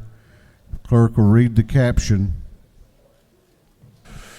House Bill 888 by Representative Hawkins, the 27th, and others to be entitled an act to amend Title 33 of the Official Code of Georgia, annotated relating to insurance, so as to provide for certain consumer protections against surprise billing. On the gentleman's motion that House Bill 888 be recommitted to the Special Committee on Quality Health Care, is there objection? Is there objection? The chair hears none, and it is so ordered. Clerk will read the caption to a group of privileged resolutions. Calling a joint session of the House of Representatives and the Senate for the purpose of hearing a message from the Chief Justice of the Supreme Court, commending and congratulating Tony Thurston, commending R.L. Cousins High School and Hutchinson High School as the first African-American schools in Douglas County, commending the Junior League of Atlanta for serving as a catalyst for Community Challenge in Atlanta, and recognizing February 25th, 2020 as Junior League of Atlanta Day at the state capitol, recognizing February 20th, 2020 as Alpha Phi Alpha Day at the state capitol, commending the Gwinnett County Bar Association and recognizing March 10, 2020 as Gwinnett County Bar Association Legislative Day at the state capitol, honoring the life and memory of Raymond Rick Arza Post, honoring the life and memory of Asia Charles Daniels, recognizing February 25th, 2020 as Fort Valley State University Day at the state capitol in recognition of the university's 125th anniversary, congratulating Miss Cobb County's outstanding Team 2020 Megan Wright and commending her for her work as a community service leader and role model, congratulating Miss Cobb County's 2020 Holly Haynes and commending her for her work as a community service leader and role model, recognizing and commending PFLAG Johns Creek for its role in uniting families and supporting children throughout the metro Atlanta region, recognizing February 19, 2020 as State Restaurant Day at the state capitol, recognizing and commending Samantha Ramirez Herrera, commending the Vietnamese American community of Georgia, and recognizing March 12th, 2020 is Vietnamese American Community Day at the state capitol, recognizing and commending the Lifelink Foundation, recognizing and commending Marietta's new theater in the square, recognizing and commending Hispanic organizations promoting education, recognizing and commending Yehimi Cabron, recognizing and commending the Georgia Studio Infrastructure Alliance as a representative for the tens of thousands of hardworking citizens in the state of Georgia's film and television industry, commending the Atlanta Jewish Film Festival and recognizing its 20th anniversary, commending and congratulating Sam Smith on winning the 2019 GHSA Class 5A State Track and Field Championship in the 300-meter hurdle event, commending and congratulating Fred Edward King, commending Sigma Gamma Rho Sorority Incorporated, recognizing and commending Bishop Victor L. Powell on the occasion of his 30th pastoral anniversary, recognizing and commending the Alvin Ailey American Dance Theater, honorizing Ed McBrayer for his 29 years of service as Path Foundation, and celebrating the 20-year anniversary of the DeKalb County Master Trail Plan, recognizing and commending Mike Lee for receiving the Nikki T. Randall Servant Leadership Award 2020, recognizing February 5th, 2020 as Georgia Automatic Merchandising Council Day at the State Capitol, recognizing and commending Maddie Louise Middlebrooks Hartsfield, honoring a life and memory of Gwendolyn Robertson Johnson, commending and congratulating Olivia McMillan, Miss Warner Robbins 2020, recognizing and commending Caitlin Tanner, Miss International City Outstanding Teen 2020, recognizing and commending Remily Heidi, Miss Warner Robbins Outstanding Teen 2020, recognizing and commending Homer Gibbons, recognizing and commending the Old Zion Heritage Museum and Reverend Eddie Beckham, recognizing Zion Baptist Church as memorialized in the Old Zion Heritage Museum, commending Adrian Thomas, Austin Road Middle School's 2019-2020 Teacher of the Year, commending Robin Howard, Fairview Elementary School's 2019-2020 Teacher of the Year, congratulating the Vidalia High School's competition cheerleaders for winning the 2019 GHSA 2A State Championship, recognizing March 3rd, 2020 as World Hearing Day at the State Capitol,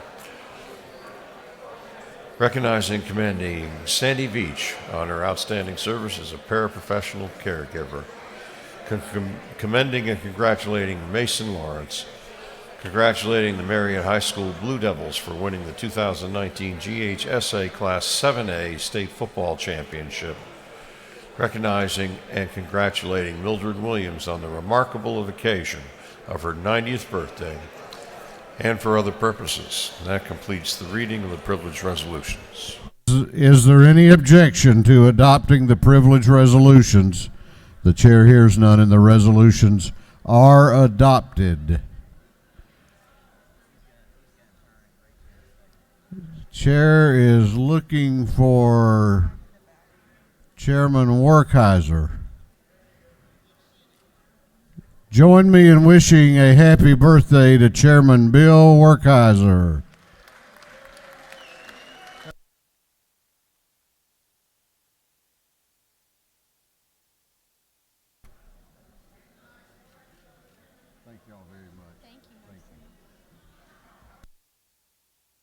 If you have signed up for an announcement, make your way to the front of the chamber. All right, listen up. We got just a little bit more business to do. Chair recognizes the chairman of the House Rules Committee, Chairman Smith, for an announcement. Thank you, Mr. Speaker. Rules will meet tomorrow morning at 9 o'clock. 9 o'clock. Chair recognizes the real Chairman Smith, Chairman Lynn Smith, for an announcement.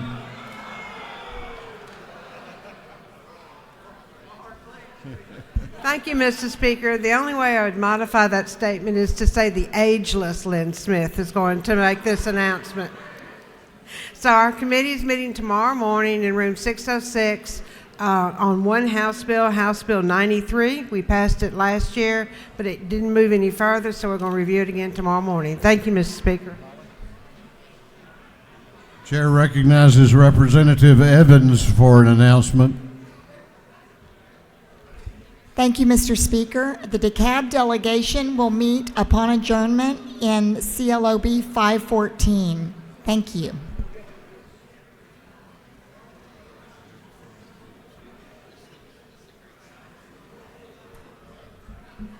Chair recognizes Chairman Watson for an announcement.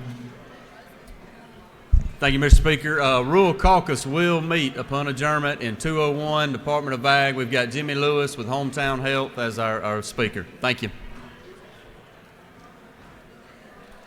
Chair recognizes Chairman Lumsden for an announcement.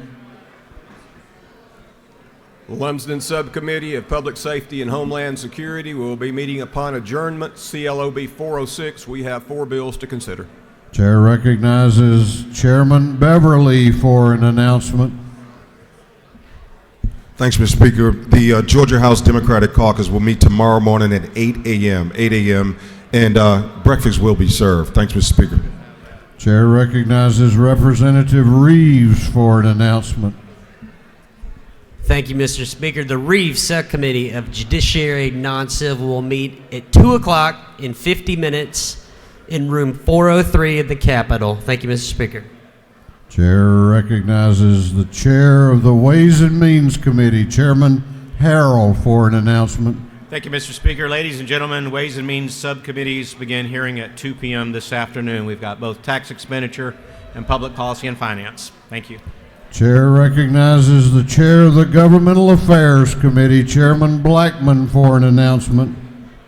Thank you, Mr. Speaker. Governmental Affairs will meet at our regularly scheduled 8 a.m. Time slot tomorrow morning in room 506. Thank you. Chair recognizes Representative Bennett for an announcement. Thank you, Mr. Speaker. The Georgia Legislative Black Caucus will meet at 3 o'clock today in room 605. Thank you.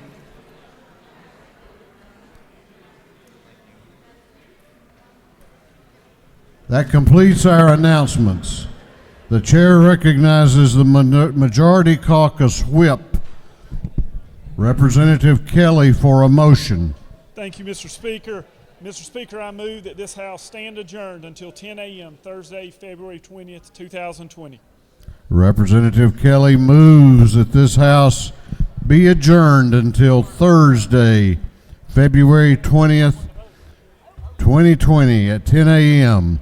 All those in favor of the motion will say aye. Those opposed will say no.